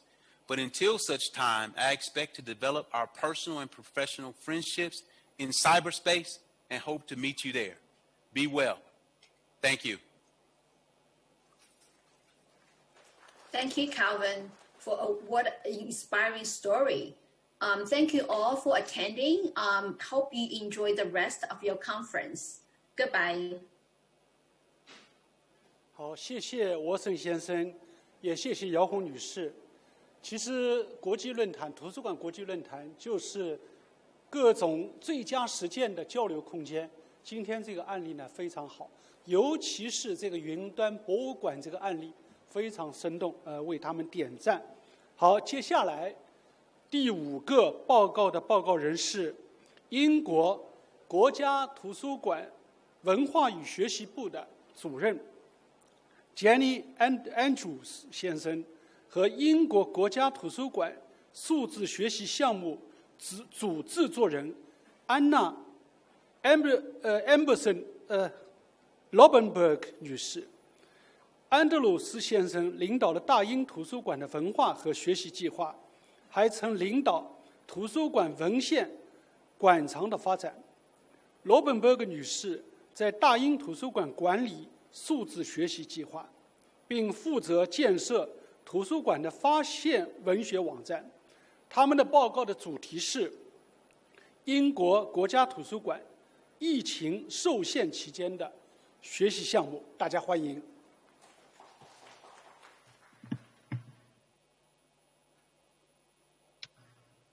Ni hao. Hello, my name's Jamie Andrews. I'm the lead at the British Library for our public engagement and our education work, what we call our culture and learning purposes. I'm delighted to be part, along with my colleague Anna, delighted to be part of the Shanghai International Library Forum 2020. We wish that we could be with you in person. I visited Shanghai and Shanghai Library many times, had wonderful experiences and exchanges with Director Chen and his colleagues. And while I'm sorry not to be there in person, meeting you all, it's a pleasure to nonetheless still be part of your debates and discussions. I'm going to share my screen now.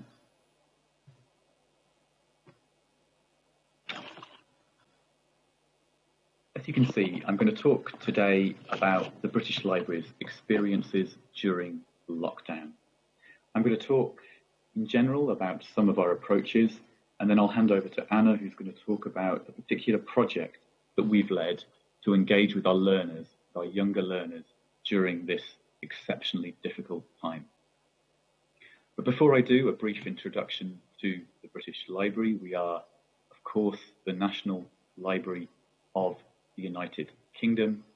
Over 200 million physical items, to say nothing of our digital collection. 400 languages, collections from every part of the world and every period in history. And like all great libraries, of course, we are constantly adding to our collection. We are one national library with a base in London, a signature building in London in King's Cross, but also a base in the north of England, near Leeds. And that's very important to us to have a strong, visible presence outside London to truly deliver on our ambition to be a national library. And in fact, another project that I'm leading on is to increase and grow our presence in Leeds. We are a library that has always been, and especially in recent years, alive with energy and activity. Up until recently, every year we would be opening several new exhibitions a year, using our historical collections to tell stories about the present. And every evening in the library until recently, you'd find at least one event, if not more, everything from small-scale readings or lectures through to larger performance or music events that would occupy the whole building. In 2019, you can see over 1 million visitors to our exhibitions program, almost 500,000 visits to our reading rooms, and those evening events that I talked about, at least 50,000 people every year coming to that exciting program of evening events. But of course, things changed. Things changed earlier this year following the outbreak of the COVID-19 pandemic, and the British Library, like many organisations in London, had to close its buildings. Now, our first priority when COVID struck was to do all that we could to support the public health effort to combat COVID-19. And though as a library, perhaps we're not frontline, we wanted to do all that we could. And this included donating items of PPE, personal protective equipment, gloves, face masks, protective suits that we use in our work, donating those to the health service. And we also wanted to use our space. Our buildings were closed, but our space is in London, strategically located next to a number of university hospitals and a biomedical research centre. And so early in the pandemic, we opened up a temporary drive-through testing facility behind our building so that NHS staff, that's the National Health Service staff, and social care staff can be swabbed for COVID-19 on our premises, and those samples are then taken next door to the Biomedical Research Centre for testing. And of course, like all libraries, we're about the sharing and the delivery of content. And through our British Library On Demand service, we've been able to supply vital research to the National Health Service, to Public Health England, and other health organisations and researchers in the UK and beyond on topics either directly related to coronavirus itself or to its indirect effects, such as care of the elderly or mental health. And I'm really pleased to say that during the pandemic, we delivered research papers not only across the UK, but also even to colleagues in China. Now, we, of course, exist for the moment, but we also exist forever. And an equally important part of our response was to ensure that we document this extraordinary period for historians and indeed citizens in the future. And we've done this across our formats and channels. And a few examples, we've done off-air recordings from 17 television channels, up to 60 radio stations, including all of the government daily updates, news programs, TV specials relating to the pandemic. We've so far archived 4,000 websites, and there's more to come, about the pandemic, every aspect of the outbreak, from constantly updating government advice to scientific articles or blogs just reflecting the personal experience of the outbreak. Another example you can see there on the screen, the BBC Radio COVID Chronicles. These are short 400 words diaries of listeners' experiences of life during the coronavirus outbreak, and we've been archiving those at the library. But of course, after a few months, we did all we could to begin to reopen our buildings. We began with our reading rooms, and then from the 1st of September, just a few weeks ago, we moved to a more public opening. Of course, things look a little different. There's one-way routes, there's 20% capacity in our exhibitions at the moment, but it makes such a difference to have visitors back in the British Library. And we were able to open not just our permanent collections, but also a new temporary exhibition that you can see there, the first new exhibition to be opened since reopening. It's called Hebrew Manuscripts, Journeys of the Written Word, and it looks gorgeous. I hope you can see from this image that it looks absolutely beautiful. And for us, it was important that it could exist physically, and the image you see on the right is of the physical exhibition with those one-way routes, but also digitally. And so we made sure that we took 360-degree photography to create a virtual version of the exhibition, complete, as you can see there, with little prompts that you can click on that will show you the image of the collections and the interpretation, the labels, or the videos. And that's been important for us because we know that despite reopening, not everyone will be able to visit us in the first instance. And you can see there images of the reading rooms. The reading rooms look different during lockdown, of course they do. We have a reduced capacity, we have very strictly controlled one-way routes. But again, for us, to get the researchers back in the building was a crucial part of rebuilding our identity. Now, I said that the main purpose of this presentation is going to be talking about some very particular experiences of our learning work during lockdown. And before I hand over to Anna to talk more about that, just to remind you of the importance of learning for the British Library. We talk about our 6 purposes, the 6 things that the library exists for. And one of those purposes, one of those key foundations and fundamentals of what the library is our learning purpose, where we promise to inspire young people and learners of all ages.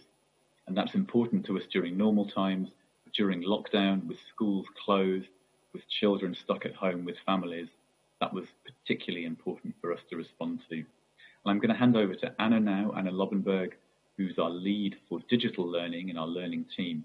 And she's going to talk about a particular project that we set up during lockdown, using content that we'd created and adapting it for those very particular purposes. Over to you, Anna. Thank you, Jamie. It's a pleasure to be speaking to you all today. I manage the digital learning program here at the library, and I'm responsible for producing online resources that support and enrich the UK school curriculum and that revolve around digitised treasures from our collection. So I'm just going to share my screen with you.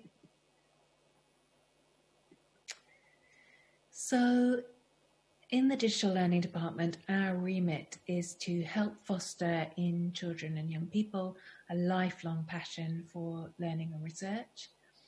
It's about opening up our collections to a wider and more diverse audience. It's about producing content that's authoritative, accessible and inspiring. And it's about creating spaces in which young people can examine our intellectual and cultural history through object-based learning.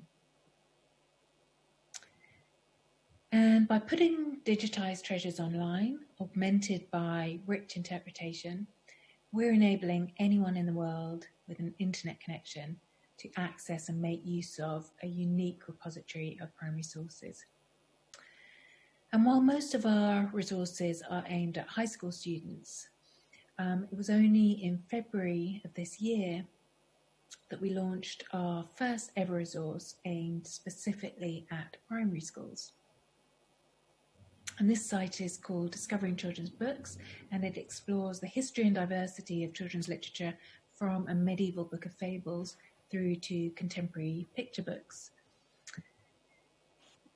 And it features 150 children's literature treasures, including a wonderful range of manuscript material. So literary drafts, scribble notebooks, messy sketchbooks, storyboards, dummy books, all of which reveal the creative processes behind some of our best loved works of children's literature. So, for example, we have the manuscript of Lewis Carroll's Alice's Adventures Underground. We have Roald Dahl's notes for his novel Matilda. We have Judith Kerr's fascinating sketches created in London Zoo for her iconic picture book, A Tiger Who Came to Tea. And we have Axel Scheffler's early artworks for my son's favourite book, The Gruffalo.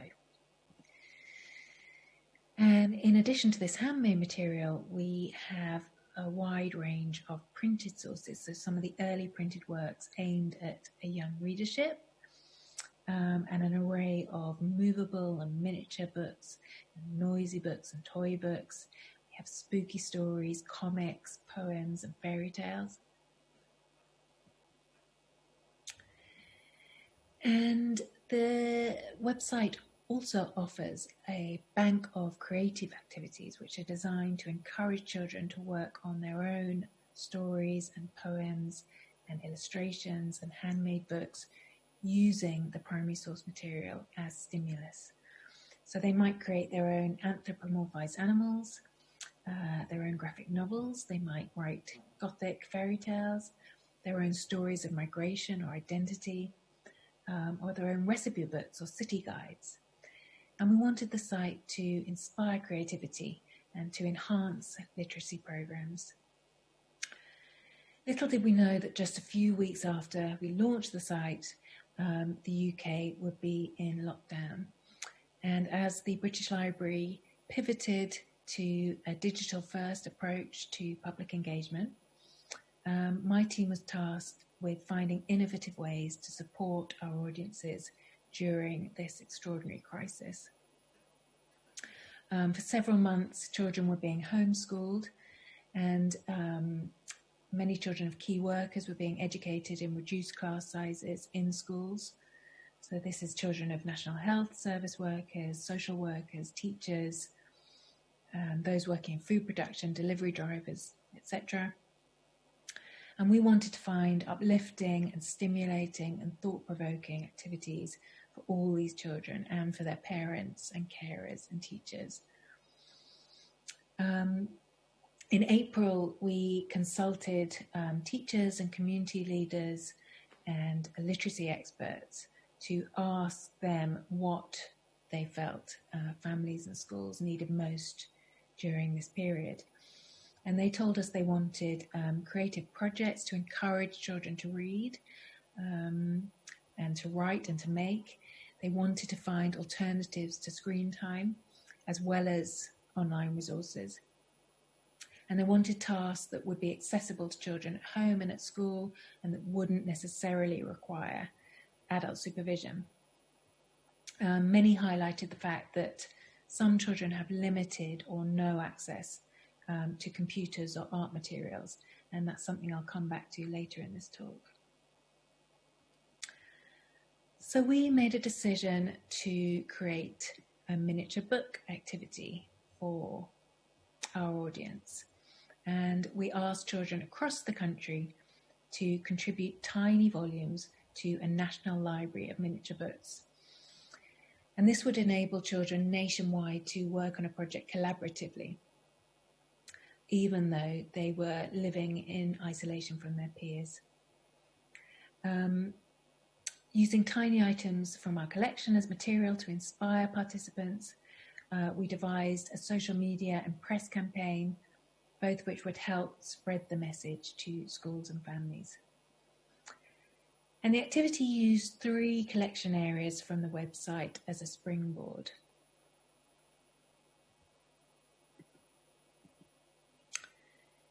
So this is a tiny book that was created by Charlotte Bronte and her brother Branwell in 1829, when they were 13 and 12 respectively. It's no bigger than the size of a large postage stamp, and it's one of a series of miniature books made by the Bronte siblings, hand-stitched and filled lovingly. And they made these books from any scraps of paper they could find around their house. Brown paper, sugar packets, strips of wallpaper, bits of writing paper their father had left around. And the reason the books are so tiny is that the children made them for their toy soldiers to read. The handwriting's far too tiny for grown-up size. And the little volumes contained fantasy stories and poems and illustrations, but also maps and advertisements and articles. So they were really mimicking the material produced by real-world publishers. And this creative process provided a kind of literary workshop for the children, allowing them to experiment with different genres and writing styles, and thus to evolve their own extraordinary writing style. So we wanted children to emulate the Brontes, to find scraps of paper lying around their homes and schools, and to use this process as an opportunity to experiment with and strengthen their writing, illustrating and bookbinding skills. And this is a book from the Infants Library, which is a set of tiny books published by John Marshall in the early 1800s. Each book is no taller than a matchbox. And Marshall came up with a brilliant idea that one should teach children by encouraging them to read little books to their dolls. And this really delightful and playful approach to scale allowed his young readers to expand and to transform into responsible, wise teachers, taking charge by explaining the world to inanimate objects. And the books cover all kinds of subjects, from the alphabet and children's games to flowers and birds and a very short history of England. So again, we were borrowing from the 19th century. Like John Marshall, we were empowering children to step out of their everyday roles and instead become teachers and writers and illustrators and bookbinders. This is a picture of Queen Mary's doll's house, which is on display in Windsor Castle. And the Royal Collection very kindly allowed us to publish images of the doll's house on the website. Queen Mary commissioned the doll's house in 1921, and she filled it with tiny contents made perfectly to scale by craftsmen from across the UK. So as well as toilets that actually flush and a gramophone that plays minuscule records, there are elevators that go up and down. There are cars with real motors. There's real wine in small bottles in the cellar, and pots of mustard and cocoa in the kitchen. But perhaps the most magnificent room in the house is the library, which contains over 600 miniature books, 176 of which were handwritten by some of the leading writers of the day, including Sir Arthur Conan Doyle, who wrote the Sherlock Holmes novels, J.M. Barrie, who wrote Peter Pan, and Rudyard Kipling, who wrote The Jungle Book. And here we can see the giant curator reaching into the room to pull out a minuscule volume. So this is the material we use to draw children in and to get them excited about this activity. But we also decided to commission authors and illustrators to create their own miniature books. So some of the best loved children's authors, Jacqueline Wilson, Axel Scheffler, Philip Arder, Catherine Randell, Joseph Coelho, the poet, Jane Porter and Vivian Schwartz, all created their own miniature books and filmed themselves reading them. The writer SF Said made a video offering writing tips. I'm just going to show you a little bit of Jane Porter's beautiful book.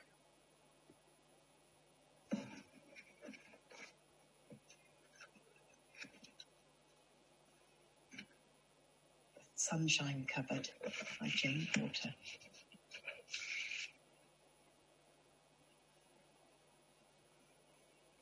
When it rains and rains and rains,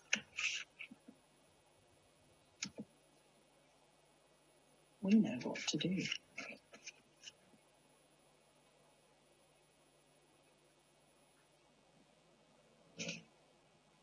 The steps. Open up the sunshine cupboard.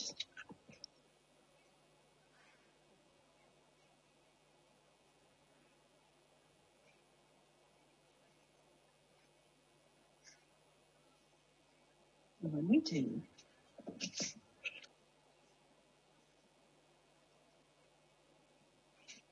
colour slips in.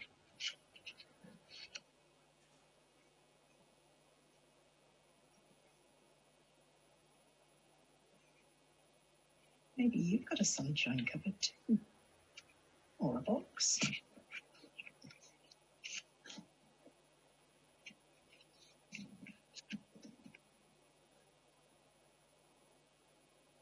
So I hope you'll agree that book is absolutely exquisite and always puts a smile on my face. So we shared all these films on social media, and we asked participants to share their work with us either by email or on Twitter, and we celebrated each child's work with feedback on these platforms. And we received over 420 submissions made by children across the country, from Glasgow and Newcastle and Cumbria to Cardiff and Bristol and Plymouth. And there were contributions from online art clubs, from children working at home, from key workers' children and vulnerable children in schools. And there was a beautifully wide range of topics covered in the books. There were instructional manuals about computer games. There was a recipe book for chocolate Rice Krispie cakes. There were factual books about planets and rainbows and cats. And there were insightful books about life in lockdown and books celebrating our National Health Service workers. There was a book about fashion. There was a series of Gothic stories and a beautiful alphabet book. And in our original call out, we promised to display the books in our new virtual library of miniature books. So again, we commissioned Axel Scheffler, who's illustrator of the Gruffalo, to create a bookshelf onto which we photoshopped the children's work. And we made this into a film, which we showcased on our website and social media channels. I'll show you a bit of that now.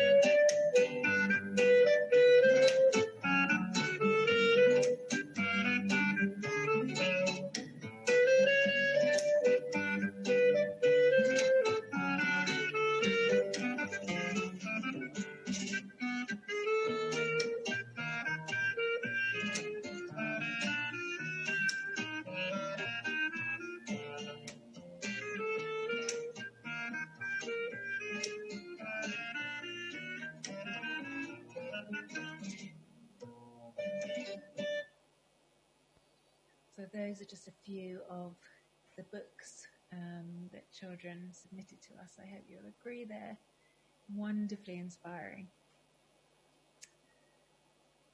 And we are currently planning a small exhibition of the children's work, which will open next year, and will be the first time our Treasures Gallery at the library has featured contemporary works created by children.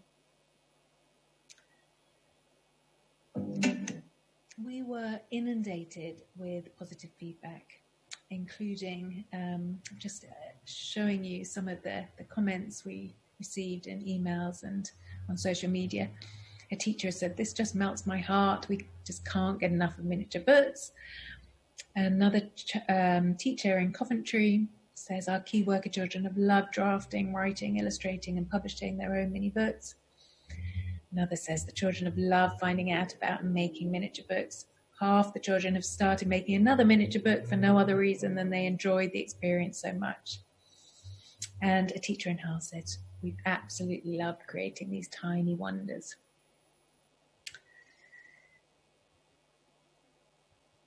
So why are we so endlessly fascinated by miniature books? Like a journalist asked me this recently, and I thought about the fact that, like tales of giants and fairies and imps, or stories of potions that make us shrink or expand, miniature books force us to experience the world momentarily from a new perspective. Also, being able to hold and manipulate tiny versions of ordinary objects is both powerful and delightful for children, and it helps them take on new responsibilities and personas.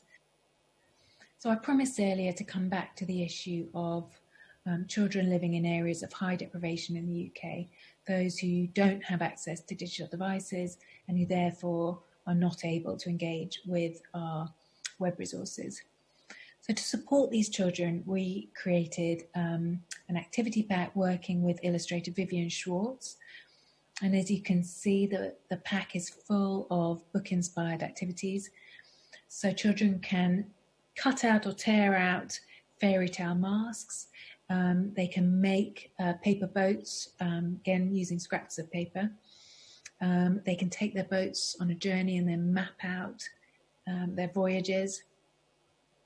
They can create cardboard theatres out of old boxes, write comic strips, or create their own fairy tale mashups.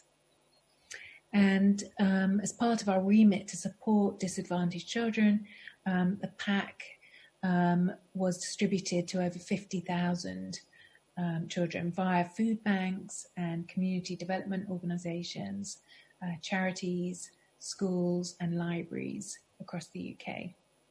And then in addition to that, we published a PDF on our website, which teachers could download and print, and we emailed this to 18,000 UK primary schools.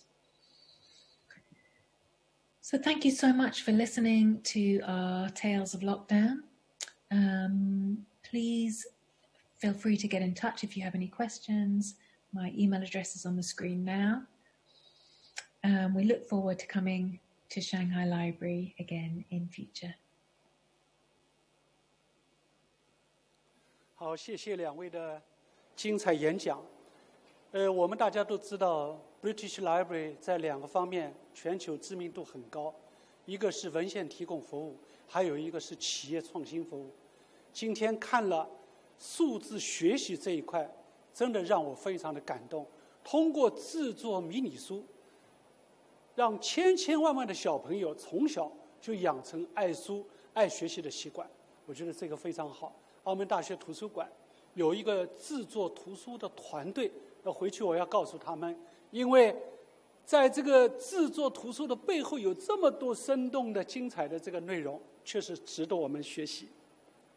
好，第6个报告人是我们的老朋友，美国加利福尼亚大学洛杉矶校区图图书馆研究馆员，东亚图书馆中文部主任陈红先生。陈红先生目前还担任东亚图书馆协会主席，也是下一任的主席。美国南加州复旦大学校友会会长，他对中国近现代史、中国社会经济文化史、历史哲学、图书馆学理论等研究颇深。他的报告主题是《论图书馆向信息枢纽之转型：10年的进化》。下面我们欢迎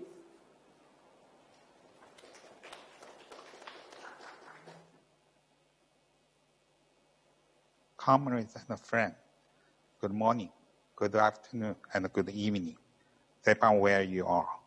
My name is Hang Chen, the Chinese Studies Librarian at the University of California, Los Angeles, UCLA, and the Vice President and the President-elect of the Council on East Asian Libraries in North America. I'm honored to have a presentation at the 10th Shanghai International Library Forum. The title of my presentation is Transforming Library Towards the Information Hub, a Decade of Evolution. This topic will bring us back to 10 years ago in 2010 at the 5th Shanghai International Library Forum. During Shanghai Expo 2010, 10 years ago, I had a presentation titled Transforming Library Towards an Information Hub, Academic Perspective for Better City Life at the 5th CELF in Hangzhou. A decade passed away very fast, so I'm planning to examine the change within the 10 years and see what happened to those assumptions or predictions people made 10 years ago.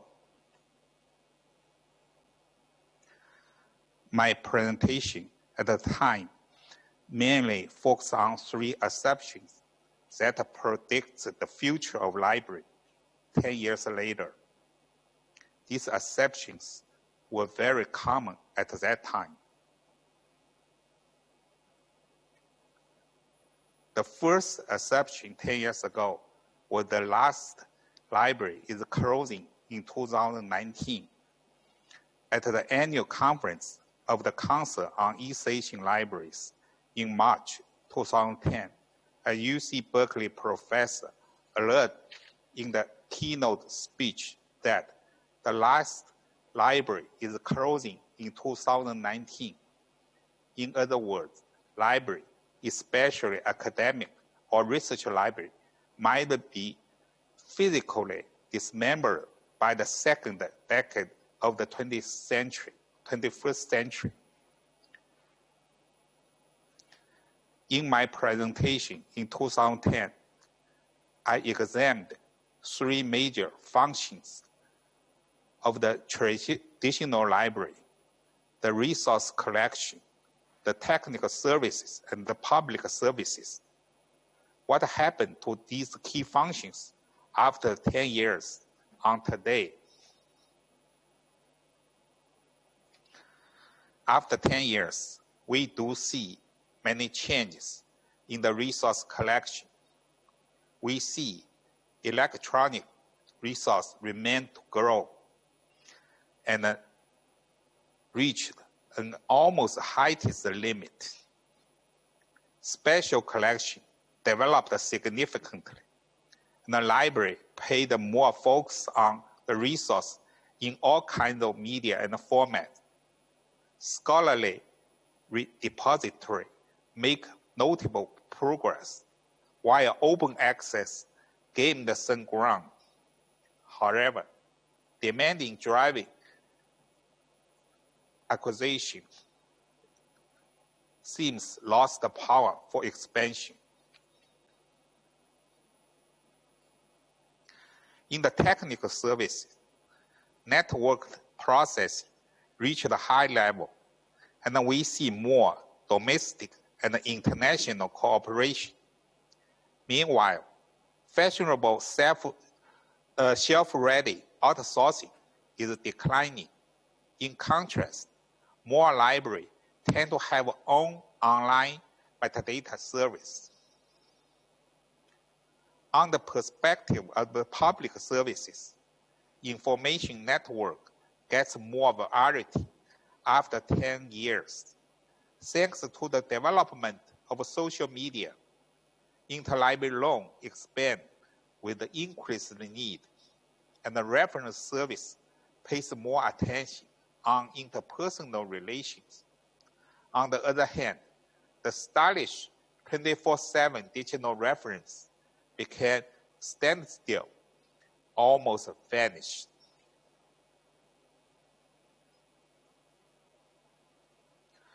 After reviewing the changes of major library functions, what impression can we get? It is very clear to me that this is a decade of evolution rather than revolution. We would not deny the changes and the progress in the past 10 years, but such changes and progress did not change the structure or character of the library. It is an evolution in quantity, not a revolution in quality.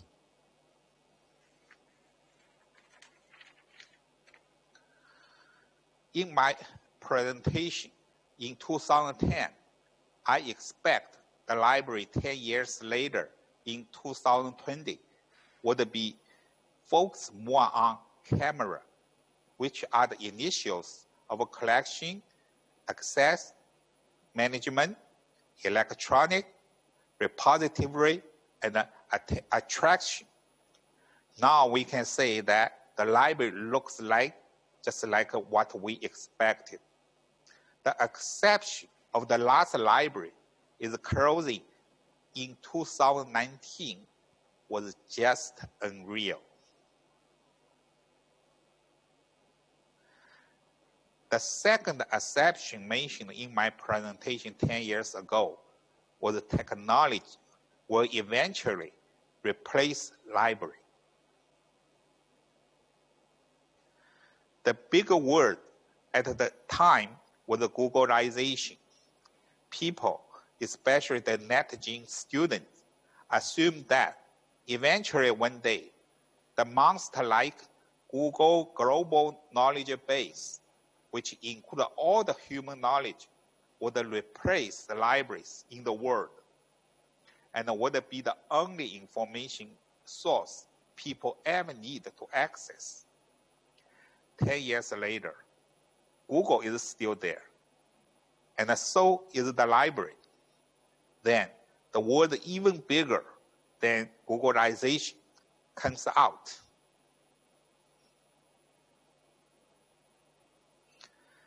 AI, artificial intelligence. Googleization is unable to replace the library.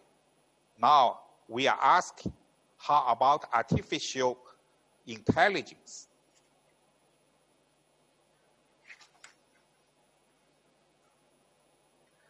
A decade ago in my presentation, I analyzed 7 factors that prevent Googleization from replacing the library, which are technical, discipline, economic, psychological, cultural, social, and managerial factors. These factors are still existing as the library facing AI.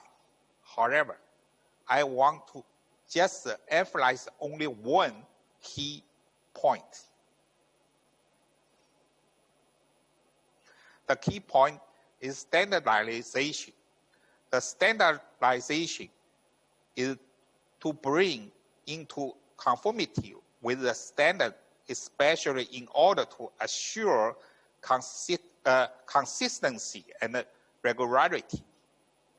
For something is high standardized, it tends to be more mechanical with solid certainty. If something is low standardized, it would be more philosophical with many varieties.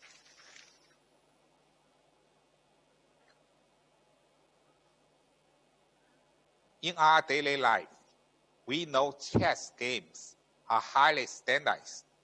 In fact, the field was severely challenged by AI. And we also see other highly standardized fields are more or less challenged by AI. The medium standardized field face potential challenges from AI. Nowadays, people talking about AI giving more accurate diagnosis than average medical doctors. The fields categorized as low standardized are more humanized and free mind involved, such as the writers and the artists. AI does create beautiful writings and artworks, but rarely anyone would value such artificial work the same as from real writers and artists.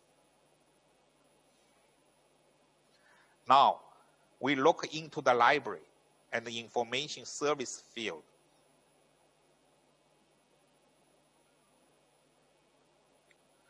Certain library works are highly standardized, such as book shelving and retrieval, as well as directory service, copy cataloging, and circulation. We have already seen some of such jobs are replaced by AI-powered Rabbit.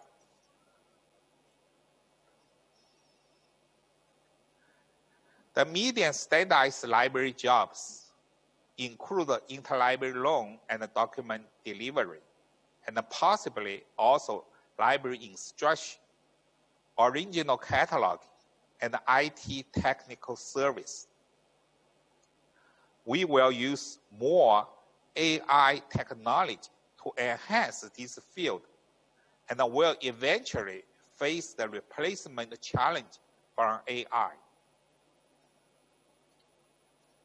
Some major library functions are low standardized, which are guided by principles rather than standards or rules, including resource development and management, reference service, and subject keyword setting in metadata creation, as well as in library management and outreach, such as fundraising. For such human-oriented library work, it is hard to be replaced by AI.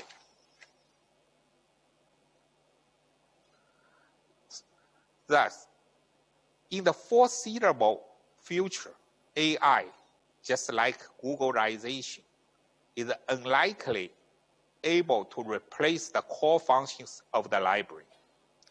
The second assumption I mentioned 10 years ago, technology eventually replace library, is more a myth than reality for at least the next decade.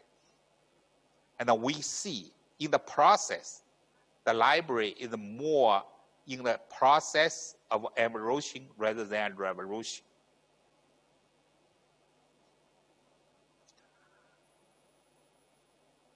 The third assumption discussed in my presentation 10 years ago was the post-industrial city no longer need a library. The assumption is actually closely related to the previous two assumptions. A decade ago, in 2010, many libraries were still struggling after the worldwide financial crisis in 2008 and facing permanent closure, especially for the school libraries, most of which remain closed through nowadays.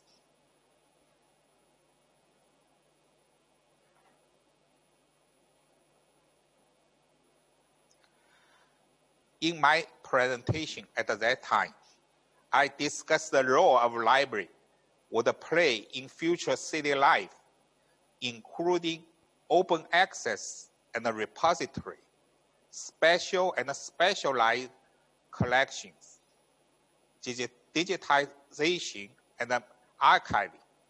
Library initiated research and publishing, and the library as a learning, cultural, and social center. These new roles were very different from the traditional library functions. 10 years later, we are very pleased to see such new roles become libraries' routine work and make library more important to people's daily life. Especially during the current COVID-19 crisis and the campaigns in the United States, we can clearly see the library positive roles in people's daily life, particularly its educational, scientific, medical, social, and cultural roles.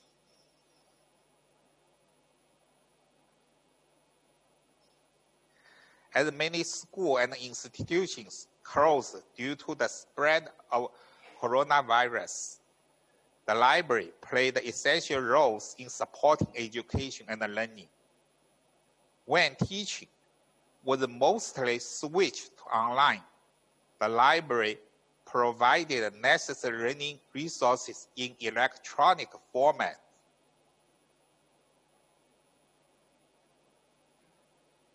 Through the library, people able to know the scientific and medical facts for what is to happen and how to protect themselves, overcoming fear and avoiding ignorance. Such an outstanding role was played by the National Library of Medicine.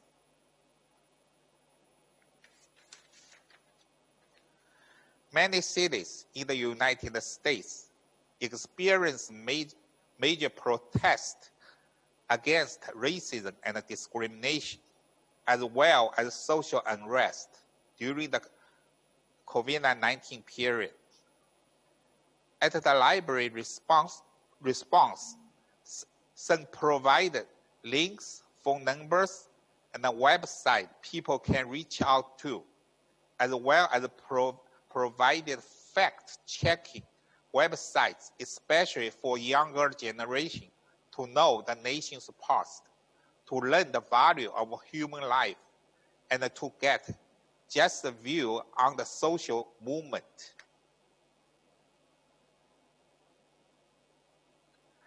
The American society is mixed with diverse cultures from all over the world. The library's role in promoting cultural understanding is the first step to reach cultural harmony.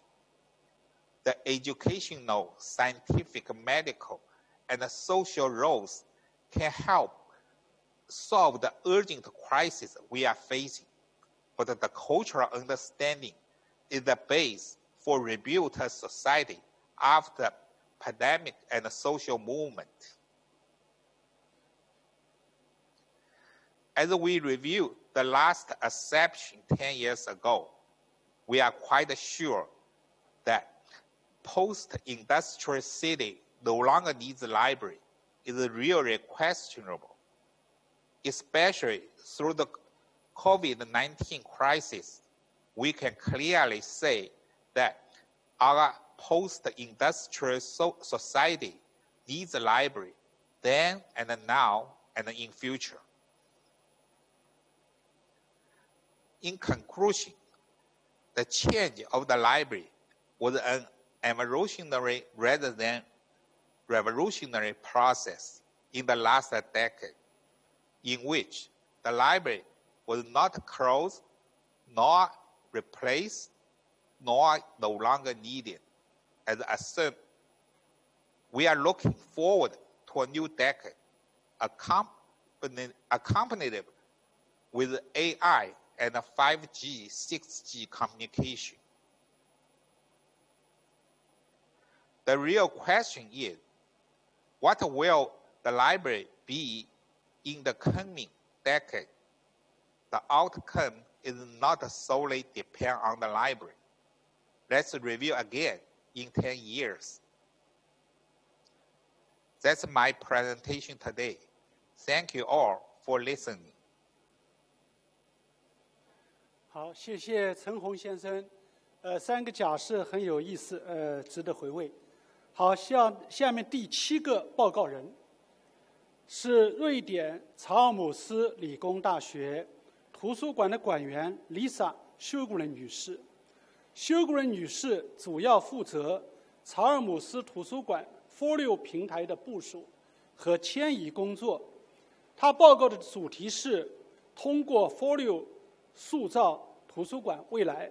大家欢迎。Hi, my name is Lisa Sjögren, and I'm a systems librarian at Chalmers University of Technology. Today, I will talk to you about how we at Chalmers implemented new open source library service platform, Folio. Chalmers is a mid-sized Swedish university focused on science and technology and located in Gothenburg in the south of Sweden. At the Chalmers Library, we have 4 branch libraries and about 50 employees who work with various aspects of library services. And in 2019, we had 22,500 loans. So that is kind of the typical amount of circulation at the Chalmers Library. But saying that, it's really important to note that we actually spend 98% of our budget for buying literature on electronic material. So a few years ago, we decided that it was time to review and possibly switch out some of our library systems. At that point, we were using Sierra, Intoda, and Summon. And while we were quite happy with them in a lot of ways, we also saw some issues. For example, especially with Sierra, we saw that we were actually paying for a lot of functionality and feature that we didn't really use. One problem with Intoda was that it was no longer being developed. And generally, we saw that it was difficult to integrate these systems with each other, which was a major problem.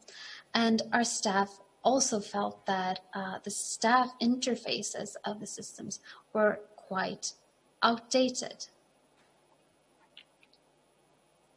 So we started looking for something else. And when eventually Folio came along as an option, there were several things that really attracted us about it. One of those was the concept of microservices, which is very integral to Folio, and which in practice means that we as a library can select the apps and the parts of Folio that we need and that we want to use. Another important thing was the access to open APIs that Folio offers, and which makes it relatively easy to integrate Folio with other systems, something that is just hugely important in this day and age. Furthermore, Folio is very new and very alive. It's built on fresh code and in rapid development, so the potential there is just great. And then there's the question of hosting. Since Folio is open source, any library is free to run it themselves without vendor involvement. But for us, who specifically did not want to host the system locally, there was the option of buying hosting and services from a vendor. And in our case, that's EBSCO. But the really great thing is that since Folio is open source, it's not, the system itself is not tied to the vendor. So if in the future we wanted, we could switch vendors, or we could decide that now we wanted to host it ourselves. So that gives a great freedom to us as a library.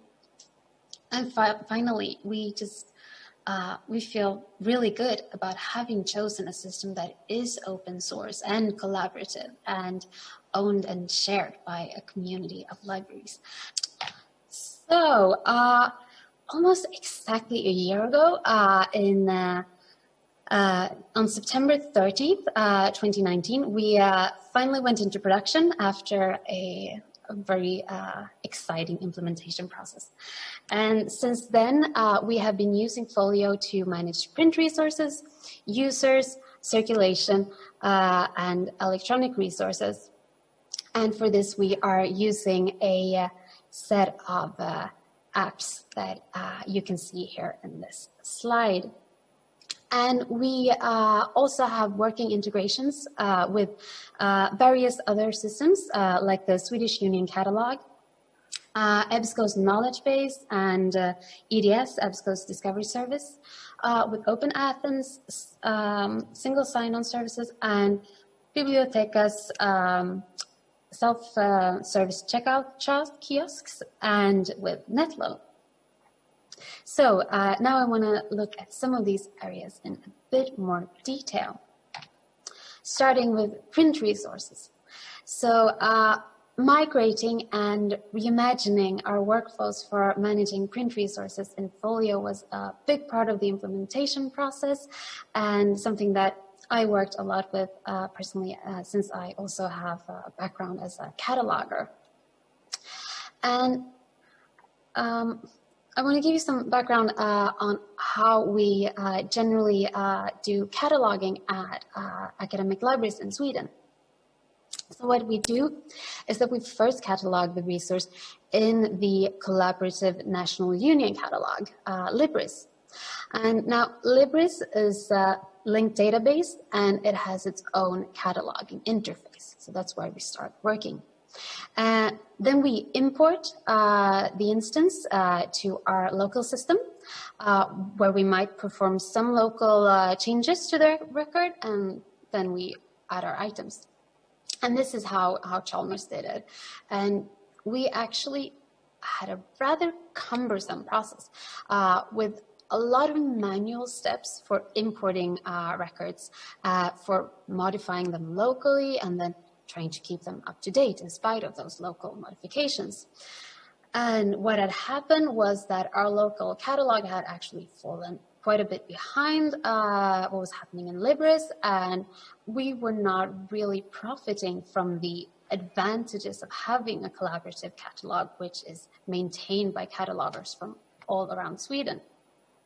So in implementing Folio, we decided that we wanted to automate the import and updating process and minimize local modifications. So what we wanted to do was, again, catalog the instance in Libris, import it into Folio's inventory app, where we would add holdings and items. And then if we ever wanted to edit the instance, we would do that in Libris and have the changes, along with changes other libraries had made, automatically sent to Folio. And this new approach meant that we would have to trust the expertise of catalogers at other institutions to a greater extent, because we would be automatically importing their updates. And it also meant that we had to build some trustworthy middleware that would actually take those records from Libris and send them into Folio. And finally, and this is something that I think is pretty great, is that since Libris is BibFrame based and Folio's inventory has its own instance format, our catalogers are no longer working with the MARC format at all. And I don't think anyone misses it. So using Folio's and Libris's open APIs, we built a client that would take care of this. And in practice, it works like this. When a cataloger's finished creating or editing an instance record in Libris, they will click on a button that triggers the client to fetch the record from Libris and send it into Folio straight away. And it also redirects the cataloger to the updated or new instance in Folio, where they might continue to add or edit holdings and items. And this one-click integration has been very popular with our cataloging and acquisition staff, who quickly started referring to it as the magic button. And it's really been a major improvement to our cataloging and acquisition workflows. And implementing a new system is going to be challenging for everyone, and there will probably be some things that work less well in the new system, especially in the beginning. So we found that it's really important to also have some features that constitute a really tangible improvement. You need those magic buttons to make part of your lives easier and just lift your spirit. And another thing that I, as a systems librarian, really like about the way we are currently handling our print resources with Folio and Libris is that in practice, we are actually using Libris as our cataloging app for Folio instead of using something that is internal to Folio. And I just think that that is such a great example of how modern library systems should work.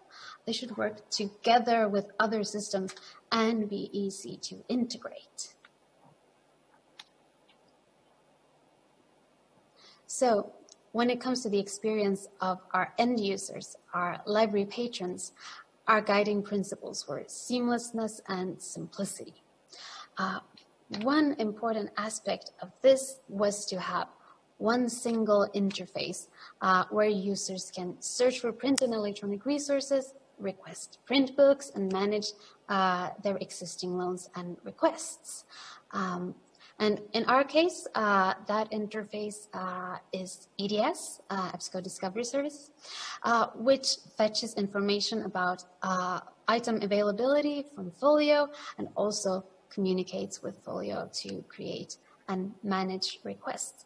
And the user never has to actually leave EDS, which was the case with our previous set of systems where they would sometimes end up in an OPAC.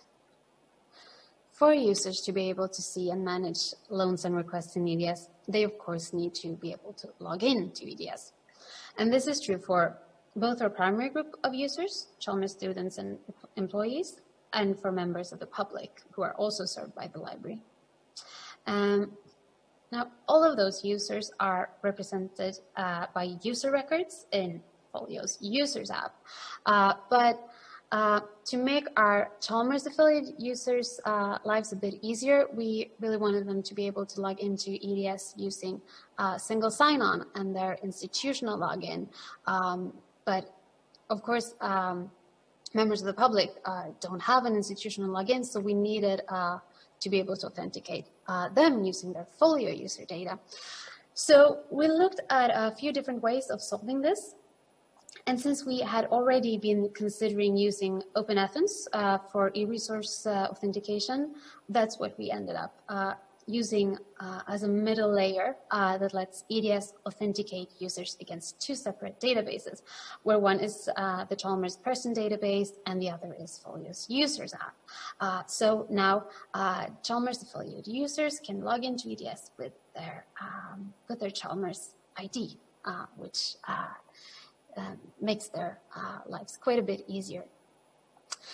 And another step that we took to creating a better end user experience is that this spring we built our own self-registration web app where new patrons can easily apply for a library account.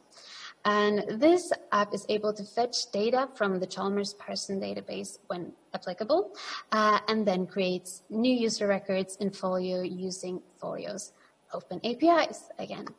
And letting users register by themselves also frees up a lot of time for our librarians, and it also increases data security by minimizing manual input and letting the users type in their data themselves. Another aspect of creating a simpler and more predictable end user experience is the circulation rules. Who can borrow what, for how long, and so on. So as part of our migration preparations, we went through all the many loan rules and policies that we had in Sierra to identify the many ones that were indeed obsolete and to look over those that were actually in use. And our conclusion was that in the majority of cases, there was no practical reason for having different rules for different patron groups or branch libraries. So in the end, we went from having around 70 loan rules in Sierra to about 20 in Folio. That is much easier for us to manage, but it also means that whoever you are using the library services, you basically, you can keep the book for as many days, etc., etc. And that just makes things easier. And as I said, electronic resources are hugely important at the Chalmers Library. We spend a lot of money on it, and that is, of course, because easy access to the latest scholarly publications with science and within science and technology is absolutely crucial to our students and researchers. So for this reason, it is so important for us to be able to efficiently and effectively manage these resources. So in Folio, the way we're using it, electronic resource management is really centered around the concept of agreements, which ties together resources, licenses, and organizations. And this concept offers quite a bit of flexibility for the libraries implementing electronic resource management in Folio. So when migrating our ERM data to Folio, we at Chalmers took a very exploratory approach where our ERM librarians actually did the migration manually to be able to really explore the different ways and possibilities for doing ERM in Folio. And here is just an image of one of our agreements. So, as I mentioned, we've just celebrated our 1-year anniversary of using Folio. Pretty amazing. Now, due to the pandemic, it hasn't been quite the year we expected, but on the Folio side, things are actually moving along quite steadily. We're thrilled that several other libraries around the world are using Folio in production so that we can now share our experiences and ideas with them. One of the things that we've realized during this first year with Folio is how much we enjoy working in it. Overall, our staff finds the interface pleasant to use and easy to learn. And while there are definitely aspects that need improvement, the user-driven and transparent development process makes us confident that the platform will continue to grow and get better. And whether you are a librarian, a developer, or something in between, there are so many ways to explore and contribute to Folio. There are the special interest groups where subject matter experts discuss features and functionality. There are the APIs that you can just play around with. And of course, there's the full source code available on GitHub. And at Chalmers, we have really felt that we are part of something that is really worth being proud of. This is true for those of us who work directly with the implementation, and also for our colleagues who now perform their daily tasks in Folio, constantly exploring the systems and how best to use it. We are contributing our experiences of running Folio in production back to the community. We are working with a system that is transparently developed and owned by an open source community. We are working with a system based on code that is openly available, which makes room for innovation through collaboration and contributes together with other open source initiatives to making openness the norm on the library systems market. And maybe most importantly, we as librarians are both users and producers of Folio. And that is something to be very proud of. And we really look forward to sharing this with even more libraries. And that is it for me. Thank you, and I hope to see you soon. 好，谢谢修格女士。现在我们很多图书馆都在转向开放平台，所以 Chalmers 的经验是很值得我们借鉴的。第8个报告的报告人是德国知识解锁公司亚洲地区客户经理 Emil Kahana 先生。Kahana 先生曾经在以色列、德国和中国台湾地区求学，拥有柏林自由大学中国研究专业硕士学位。他和他的团队致力于开发和推广开放获取的可持续的模式。他的报告的主题是开放获取、评估最新趋势和新冠疫情的影响。大家欢迎。Dear guests and participants, I'm very glad to share with you today this paper about open access. The aim of this paper is twofolded. First, I will analyze usage data of open access books in the humanities and social sciences in the last 3 years. That will help to identify recent developments and trends in the field. In the second part, I will explore the unique role of open access during the current situation caused by the outbreak of COVID-19. At the end, I will come, of course, to some conclusions, but let's start now with a bit of background. So the development of open access publishing hasn't been the same in all disciplines. Open access in humanities and social sciences has developed in a slower pace comparing to the disciplines of STEM, science, technology, engineering, and mathematics. This disparity can be ascribed mainly to the differences in the funding systems and also to the fact that the bulk of academic output in the STEM subjects is being published in academic journals, whereas in the humanities and social sciences, most of the output is published in book form. Thus, the tendency of open access publication in the STEM subjects is to stay within the model of APC, article processing charges. This model doesn't meet the needs of the humanities and social sciences and often doesn't comply with the funding policies of academic institutions in these disciplines. So as a result, most open access projects focus mainly on publication of open access articles in STEM journals. In 2012, Frances Pinter, back then the managing director of Manchester University Press, she initiated a new model of open access publishing, the goal of which was to address the specific needs of the market of HSS books and to suit better the financial structure of academic institutions in these subjects. The approach of this model was significantly different from the APC model. In the APC model, article in a journal is bought out by the authors or their institutions. However, the new model assumes a collaboration of many libraries around the world. So they work together, they finance together the publishing of HSS books as open access, free to use by anybody.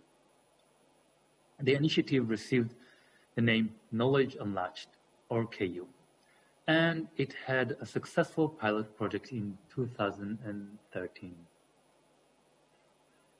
Since then, KU has grown and introduced new models in order to promote more sustainable open access publishing. And over the last 8 years, it collaborated with over 600 libraries and more than 100 publishers. And also it enabled the financing of around 2,000 open access books and over 30 open access APC free journals, predominantly in the humanities and social sciences. So despite the expansion into the new models, the original model, which is now called KU Select HSS Books, has remained KU's core model. 1,049 books have already been made available open access in this model. KU monitor and reports on the usage statistic of these titles. So it means that KU and also its supporting institutions can evaluate the impact of the model. I will now analyze the usage statistics over the last 3 years of the titles in the KU Select HSS collections. It should enable us to gain an insight into the trends and development of the open access world in the humanities and social sciences. From the 1,049 HSS titles I've just mentioned, KU was able to draw usage data for 968 titles from the period between 2017 and 2019. About the remaining 81 titles, they had to be excluded from the analysis because they either had no usage in the period, they are yet to be published, or just lack search and metadata tags. In the analysis, the usage data comes exclusively from the 4 platforms to which KU directly uploads its titles, namely JSTOR, OAPEN, Project Muse, and Open Research Library. In processing the raw usage data, there are some challenges which we have to take into consideration. First of all is the problem, so to say, with the nature of open access. It allows the free distribution and spreading of publications. So it means that titles can be hosted anywhere, in any platform. In this analysis, however, we can include only usage data from those 4 platforms. There are also other differences across the 4 platforms which present another obstacle when comparing the usage. For example, differences in the usage metrics or in the publisher admission policies. In addition, we have to add to the variation the time of publication. It can also influence the impact of each title. For example, titles from the first round of KU have been available online longer than those in the collection of KU Select 2018. Of course, the impact of frontlist and backlist titles varies as well. Nevertheless, I think it is still possible to analyze the usage data of KU titles on a general level and identify trends. It can give us a valuable insight into the development of open access in the humanities and social sciences. In order to be able to do this analysis, KU gathers all forms of online usage and consolidates it into one single factor, the interaction. These interactions include investigations, chapter downloads, chapter view, book downloads, etc., as we can see in this table. Now let's have a look at the analysis. This chart shows us the development of total interactions in the last 3 years. It is pretty clear from this chart that the figure of interactions per title has almost doubled each year. We assume that the reason behind this development is the positive effect of the inclusion of more new titles and also new platforms. In addition, the better indexing has certainly helped to increase the visibility of the titles to users, so it has also contributed to this development. Of course, title usage is not a constant number. So in order to complement the figure of average interaction per title, we should have a look now at the usage of single titles over time. This chart shows the long-term trend of the KU title with the highest interactions. And not surprisingly, the title received the highest rate of interactions directly after its publication. There are also some recurring lower peaks in the first, second, and fourth quarter of each calendar year. We can see that the lowest usage is in the summer, during the third quarter of the year, and also around the end of the year. It is pretty expected that the times of academic breaks in most institutions in Europe and North America yield less interactions. This leads us to the geographical component of the usage. These two figures show the total interactions by continent over the last 3 years. Here we can clearly see that North America shows both the highest figure of total interactions as well as the highest usage increase of 621%. It is not so much a surprise since North America is currently KU's largest customer base. Most surprising is, however, the second highest usage increase in Africa, 440%. The number of total interactions is though still low compared to other regions. Other continents display similar trends of high increase in usage. Europe with 340%, Asia with 355%, and Oceania with 316%. Only the development of usage in South America seems to lag behind. We see a relatively low increase of 110%. This can be attributed to the fact that titles in KU Select are exclusively in English. The dominant languages in South American academic institutions, however, are rather Spanish and Portuguese. The final category that I would like to use for analyzing usage is based on publishers. Over the last 3 years, KU Select titles were submitted by 78 different academic publishers. Those publishers vary not only in their size, but also in their business model. Those charts show the comparison in the performance of titles according to these factors. Two trends are clearly obvious from this examination. The first, titles from non-commercial publishers, which include mainly university presses, saw higher usage levels per title comparing to the titles from commercial publishers. The reasons behind this trend are still unclear and need further investigation. Regarding the size of the publishers, it appears that titles from smaller publishers perform above the average. Titles from larger publishers, on the other hand, underperform compared to the average. The performance of titles from medium publisher was more or less in the accordance to the average usage.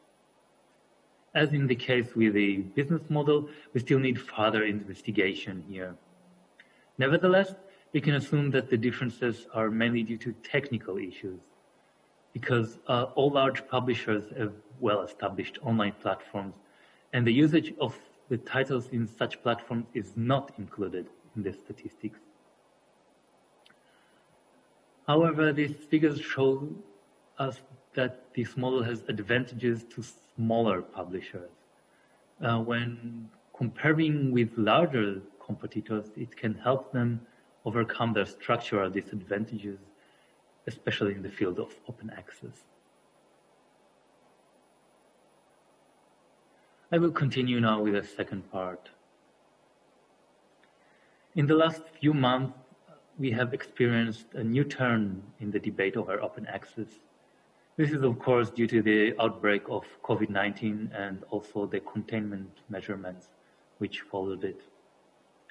This new situation forced library, the researchers, the students, and also the lecturers to shift most of their activities completely to the digital sphere. Let's have a brief look at the reactions worldwide in academic areas and also their links to open access. During the COVID-19 crisis, the most strikingly radical shift that has occurred in academic institutions is probably in the field of teaching. The containment measurements forced universities and other academic institutions to transform their curriculum quickly and then to apply remote learning. Most of them had not much prior experience in it. So the rush implementation brought with it technical, bureaucratic, and also social obstacles. One of the main issues, though, appears to be the provision of teaching material. Unfortunately, the need to provide such materials in a hurry can prove to be something of a nightmare, especially when dealing with their licensing. It is not surprising, therefore, that in some cases, institutions worldwide chose to ignore the licensing requirement in order to be able to share teaching resources. It is important to mention that the so-called free content that many publishers make accessible during the COVID-19 time is not necessarily open and might not be legally reused and redistributed. Thus, the question of accessibility of digital teaching materials has become very significant in this situation. In addition, there is also growing demand not only for better accessibility, but also for better quality and diversity.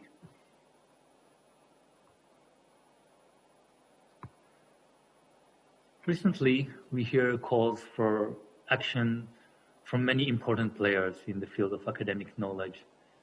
They have pronounced the importance of promoting open access as a lesson from the crisis. Here there are two representative examples. The first, the MIT libraries. They announced in May this year their new vision, according to which the crisis demands an accelerated transformation of our library into a platform for the creation, discovery, use, dissemination, and preservation of knowledge that is fully open and equitably accessible. The second one, in June this year, there was an announcement from Coalition S. It is an alliance of international research organizations that support the Open Access Initiative Plan S. So they have called for the acceleration of the transition to open access in the face of pandemic crisis. On the other hand, there are, of course, budget issues. This must take into consideration no access to digital content, either open access or behind the paywall, can be sustainable without an adequate financing model. And in this uncertain financial times, many academic institutions are expecting or even already facing budget cuts. So this could well change expenditure policies of libraries in the short and long term. It is indeed a major concern of both publishers and libraries. But let's have a quick look back at the impact of the last financial crisis in 2008. Back then, there were also cost-cutting measures in many libraries in Europe and North America. These measures included the cut of acquisition of books, as well as the trend towards signing big deals with vendors and publishers. Big deals offered libraries a better price-quantity ratio. It means more content for less money. However, two factors are substantially different from the situation in 2008. Libraries today are far more confident in handling the big deals and in negotiating with big publishers. They are also willing to terminate the big deals if necessary. A good example is the recent negotiation between Iowa State University Library and Elsevier. The library decided to cancel Elsevier's big deal journal package in favor of individual journal subscriptions. So, in that way, granting the library much greater control over spending and content. Additionally, in comparison to 2008, libraries are now better connected with each other and can more easily collaborate on national as well as on global level. So they can negotiate deals together, but also share the costs of academic content. This approach can prove to be a good economic solution in times of budget uncertainties, and also can go well with the models of institutionally funded open access. Another interesting point comes from the market research company Delta Think. It analyzes historical development, and then it points out that subscription-based academic journals are able to overcome financial crises by reducing their article volume. But APC-based journals depend on article volume. So it means that institutional budget cut could decrease the article volume and then put these journals at risk. So it is then suggested that an alternative funding model of open access could be preferred.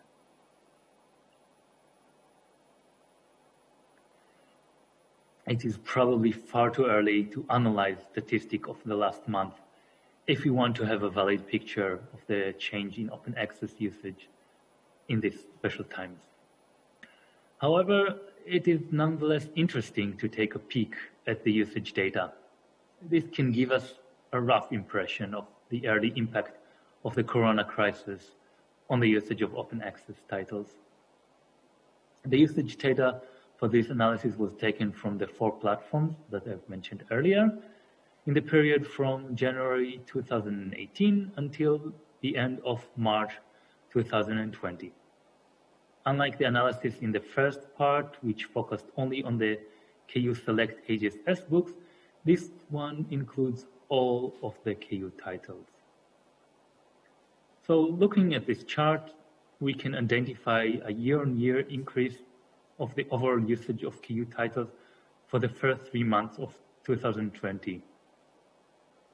Nonetheless, the strong growth in this period is in accordance with the tendency of usage increase in the last 3 years. So I think it should not be attributed automatically to the effect of the pandemic crisis. More interesting is, however, to look at the usage of figure by continent. Some regions of the world show more striking year-on-year increase in the first quarter of 2020. Most notable there is Asia. However, it still cannot be argued with certainty whether this is a direct effect of the crisis. We have to remember that in the first quarter of 2020, countries in Asia varied distinctively in the containment measurements that they adopted. To these figures, I think 2 more factors must be taken into consideration. The first is the possible decrease of overall academic research and teaching at the beginning of the lockdown. Many institutions and also individuals had to take time to adjust the new situation and to reorganize their activities. For example, developing online remote courses or supplying the necessary infrastructure for digital teaching. That could diminish the overall usage of digital content in the first phase. The second factor is the reaction of publishers to the pandemic crisis.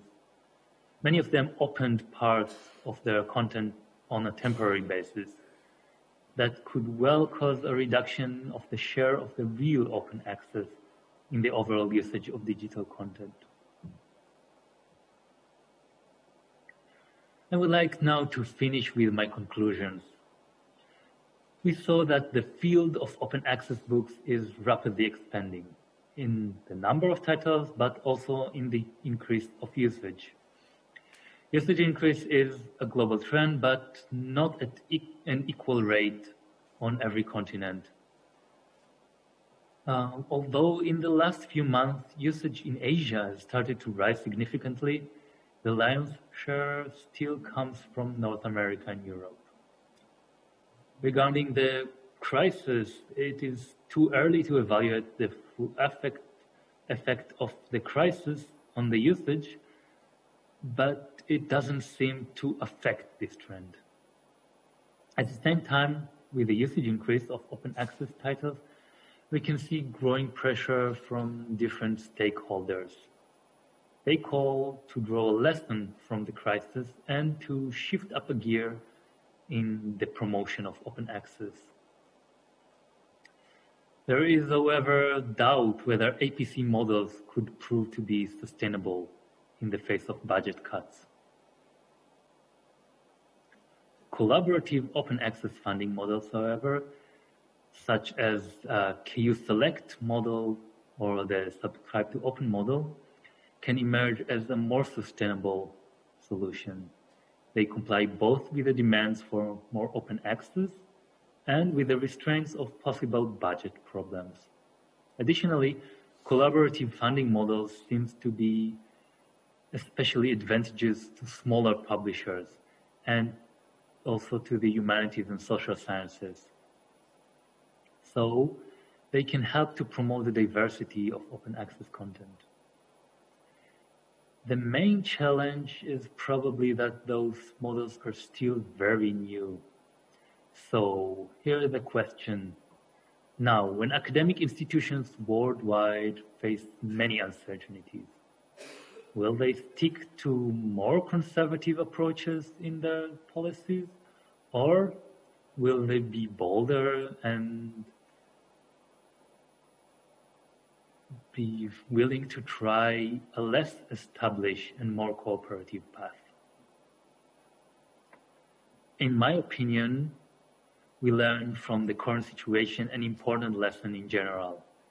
That is, solidarity and collaboration on an international scale can help us overcome the pandemic crisis.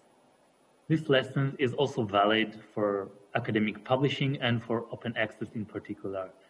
So I strongly believe that if all stakeholders in the field of open access decide to take the collaborative path, then we shall indeed succeed in mastering these challenges. Thank you very much. 谢谢卡哈纳先生的精彩演讲。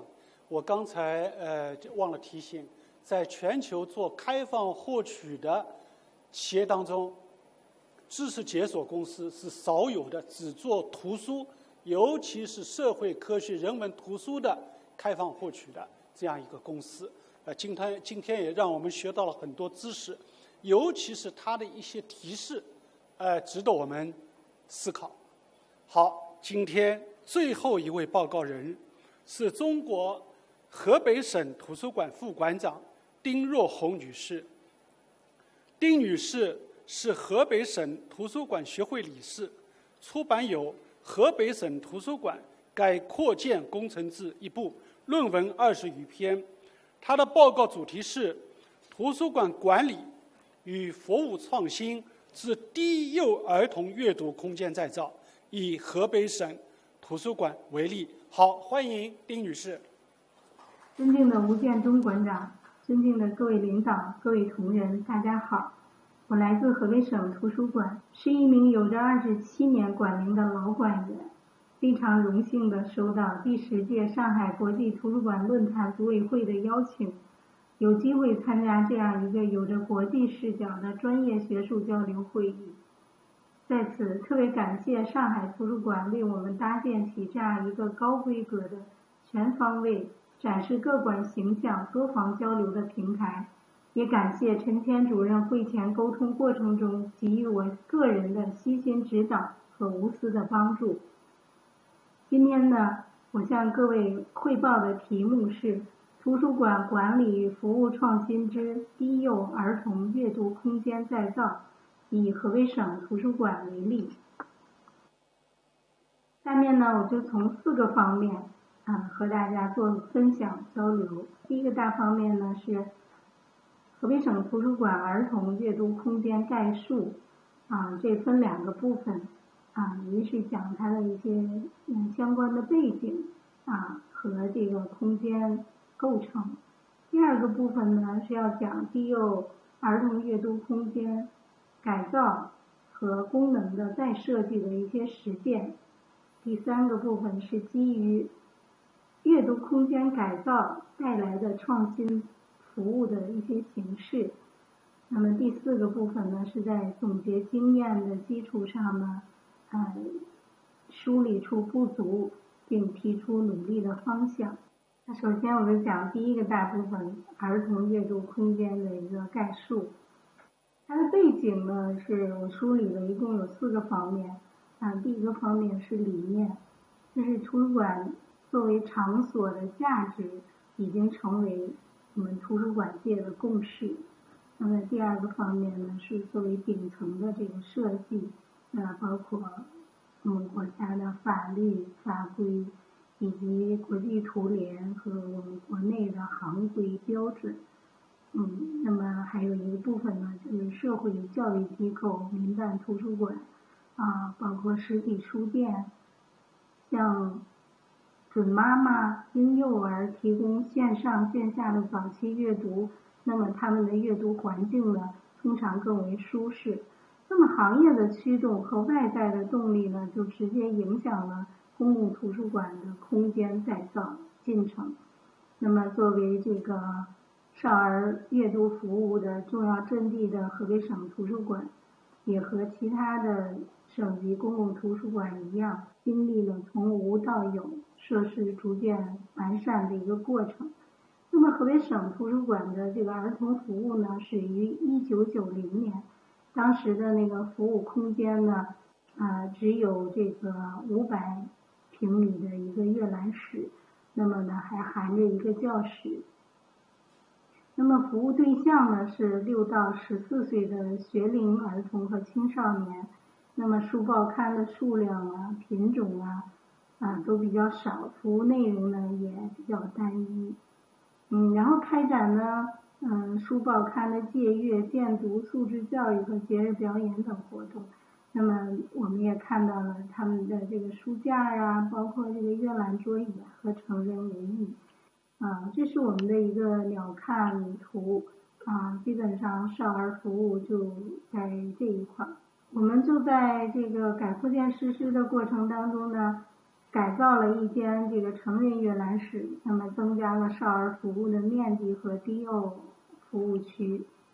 这是一个1层的少儿服务区的一个功能平面的一个图。这个呢就是我们的这个在原有少儿阅览室的基础上实现了一个扩建。那么这个部分呢，就是改造了一个报纸阅览室，把它改成一个这种比较不规则形状的一个低幼儿童服务中心。那么这个是我们的多媒体这个阅览室。这个是北侧的一个馆内的一个花园。那我们这个儿童阅览空间呢，还包括我们周边的这个广场。这个是我们周边的，这是东广场，这个是南广场，这是个北广场，这是我们的这个西广场。是少儿的这个服务区的主入口，这是在我们馆的西南方向。在周六周日呢还有一些假期呢，家长呢会带着孩子们来广场喂喂鸽子一年四季的这个花草也不同，大家都认认花草树木，还有一些小朋友这个来做游戏，就成为我们低幼儿童在图书馆活动空间的一个补充。那么空间再造呢和这个功能呢在设计它主要是根据这个依据功能做的一个空间的一个改造。我们空间再造呢的这个实践呢，主要是对于服务空间、周边环境，然后内部装饰、服务设施设备、导视系统做重新调整的布局。那么它的服务对象呢增加到了0到6岁的低幼儿童。那么服务内容呢，从文献借阅、包括一些这个读书活动呢，增加到了有集体阅读、亲子阅读、公益讲座手工制作和游戏表演。那么它的服务空间呢，我们通过这个书架呀，还有一些设施设备呀，去做了一些这个空间的这个隔断。那么可以有绘本阅读区、数字阅读区、手工制作区、展区、舞台区和展示展览区。那么周边环境呢，除了文化广场呢，还有2个馆内的这个景观花园。那么低幼儿童阅览空间的这个服务空间呢，主要包括2个部分。一个是低幼儿童服务中心，一个是多媒体阅览室。这个2个阅览室的面积呢，加起来一共有656平米。阅览座席呢达到了60个，然后大概有2万册的这个中外文绘本，还有些立体图书数字漫画书，还有仿真书、点读绘本等数字资源。这个呢是我们改造的少儿阅览室，这个是低幼儿童阅览中心的一个入口。它把原来的这个成人阅览室的这个砖混的这个外墙呢，改成了玻璃幕墙。另外呢，把它做成了一个不规则的一个几何形状。那么在户外呢，还这个有防腐的这个木板来拓展少儿的这个活动空间。就是那个低幼儿童阅览中心的一些改造后的这个室内一些图片。这个是自助借还机。这个是一些低矮的一些书架。这个钢梁呢，这个加固的钢梁呢，也都做了软包。这是少儿多媒体阅览室做了一个改造，它还主要是按照功能区来划分的。这边呢，主要是舞台，这是个舞台的一个展示讲座呀，大家做表演。然后这个呢，是孩子们做一些游戏读一些绘本。然后这是家长们跟孩子们正在听讲座。然后这还专门有一个展览区域。除了服务空间那个以外呢，我们还有2个内庭院。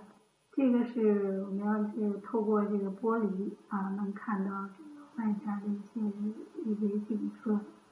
然后这些因为它这个玻璃幕墙嘛，所以它的采光这个非常的好。这是我们这个北侧那个内庭院，做了一些很多的这个绿植花草。然后我所说的这个功能再设计呢，它主要是我们改扩建工程完工以后，尽管运行将近5年吧，然后我们对这个低幼儿童阅览中心和多媒体阅览空间呢，做了一些功能上的一些调整。那么对于低幼儿童阅览中心呢，我们更注重的它的功能是数字阅读、亲子阅读和这个展览展示。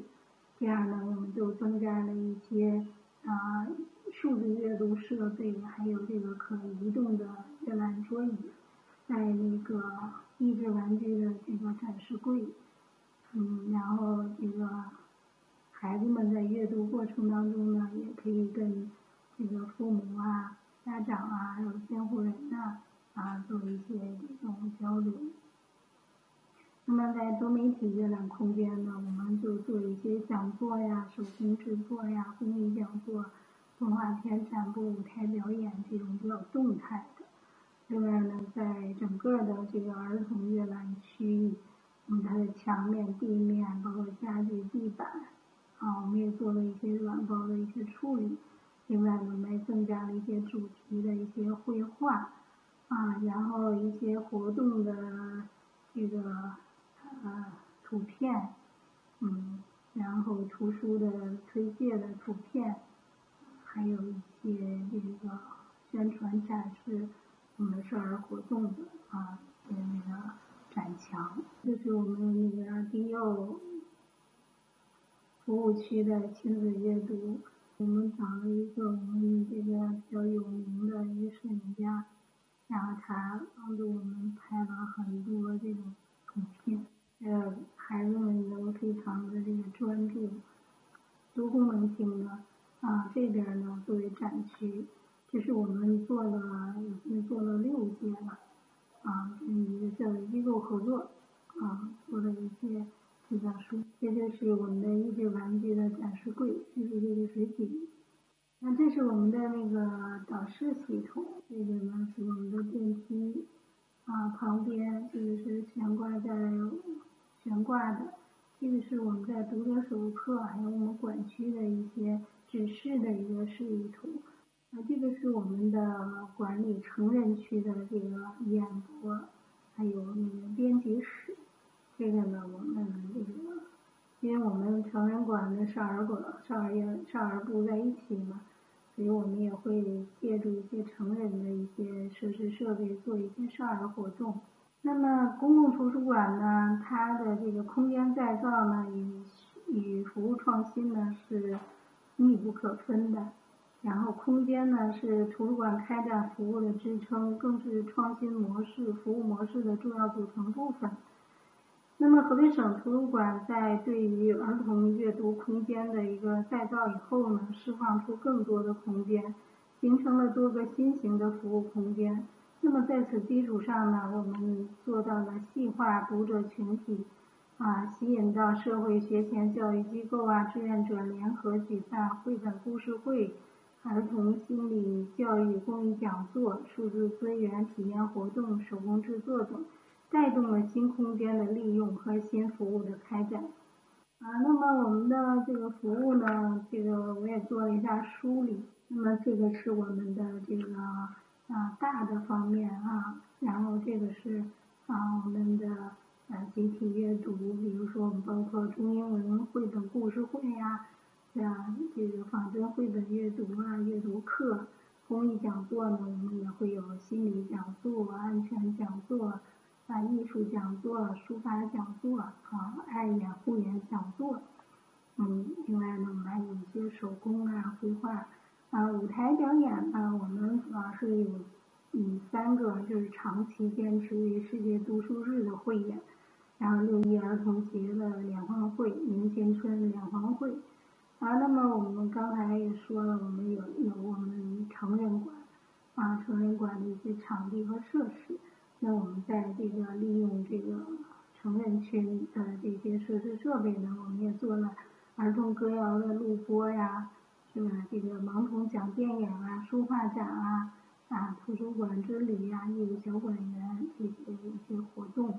然后每年的场次这个都是按照每周或者是隔周这个从那个我们的公众号看我们中文绘本都讲了哪些故事这个讲故事呢，主要是依靠我们的这个小种子故事团，这是我们的志愿者故事妈妈、故事爸爸他们来给孩子们讲故事那么英文绘本呢，我们也我也整理了不多也挑了几本。然后这是我们的孩子们在图书馆做的手工的一些制作，柯达做个小帽子一个小糖果，这个有的时候会跟那个英语大讲堂他们联合来做一些一边这个学做手工，还一边是我们这个点读绘本，就是数字资源的这个阅览这是我们各个小学在图书馆，就是周四的下午来图书馆上阅读课这个呢是我们的一些公益讲座，这是我们那个6·1联欢会。这个新馆开馆以后呢，这个我们在组织一些这个阅读项目的时候呢，也不仅局限于这个低幼儿童服务的这个空间，我们也充分利用成人区的这个服务设施和设备呢，这个专业人员来开展这个服务有效的延伸了阅读空间。在19年我们与河北外国语学院呢签订了一个战略合作协议然后由我们馆呢来提供这个场地呀、设施设备，包括这个文献，然后这个由这个外国语学院的这个师生呢，来负责这个师资，课程设计、制作脚本，然后翻译，然后呢到演播室呢进行这个现场教学。同期呢，我们已经录了，这个是韩语版的3只小熊，这个是在演播室录的。这是日语版的，这是日语老师讲的2只老虎，这个是一个葡萄牙语的老师讲的这个数字歌，这个是我们的一些义务小管员来做志愿者，整理图书帮助我们做一些导读服务。最后一部分呢是自己梳理的一些工作经验，还有不足和努力方向。那么作为一个管理者呢，我觉得这个管理的经验呢，我觉得有这么4个方面吧。一个是要有发展规划，要明确发展的这个方向，要有年计划，有3到5年的预期的一个发展目标。第二个呢，就是要有专业的这个素养，用来保证我们图书馆事业发展的这个质量。那么第3个方面呢，就是要整合资源。就我们馆80%以上的这个项目呢，都是借助于社会力量来实现的。那么第4个方面呢，我觉得这个如果说经验的话，应该是宣传推广方面的。这次上海这个国际图书馆学术这个论坛已经举办了这个10届，这就是一个特别成功的向世界范围、向各行各业来推广的一个成功的一个典范。那么社会效益呢，我们也需要策划，也需要包装，也需要宣传，也需要营销。那么通过我们这个在工作当中的一些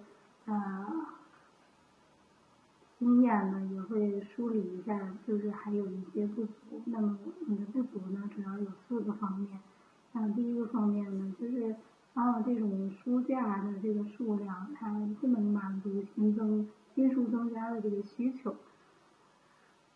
受于这个有限的阅览空间呢，座椅与暑期读者相对集中的这个矛盾呢，也会日益突出。那么业务活动所需要的基本的设备这个阅览室内外墙面地面都需要及时的这个更新和修缮。另外呢，这个人性化的辅助服务设施呢，目前呢我们也是很匮乏。你比如说我们现在的一些人性化的服务设施，特别是这个专属于儿童的卫生设施这个哺乳室这些东西我们还都没有。另外呢，这个针对这个北方的这个雾霾天气和防疫的这个需要，还需要这种独立运行的空气净化器。另外呢，消毒设施保健箱这些东西还不满足。那么我们这个也梳理了4个方面的这个努力的方向。一个是要加强空间再造的深度研究和客观的评估。第二个呢，要增加人性化的辅助服务设施。第3个呢，要创建有影响力的属于我们馆自己的阅读服务的品牌。第4个呢，应该要锻炼和培养一批专业化的儿童馆员，组建一支专业的志愿者队伍。我的交流发言呢就到此结束了。由于自己呢水平有限对自己工作呢只是做了一些这个梳理总结的呢还缺乏全面和系统性理论和研究水平呢也有待提高肯定呢有很多呢不妥之处，还请各位领导、各位同仁呢批评指正。同时呢，也欢迎大家到河北馆参观指导。在此呢，谢谢大家，谢谢吴建中馆长，谢谢。谢谢丁馆长，您的报告非常精彩，不仅阅读空间少儿阅读空间这个案例做得好，而且案例分析报告也做得非常好。我也希望大家今后能够实地去学习。好，各位同仁、各位来宾，图书馆服务与管理创新主题论坛9个精彩报告已经全部结束了。感谢报告专家的支持，感谢各位的参与。明天上午9点钟，我们继续相约在这里，不见不散。好，谢谢大家。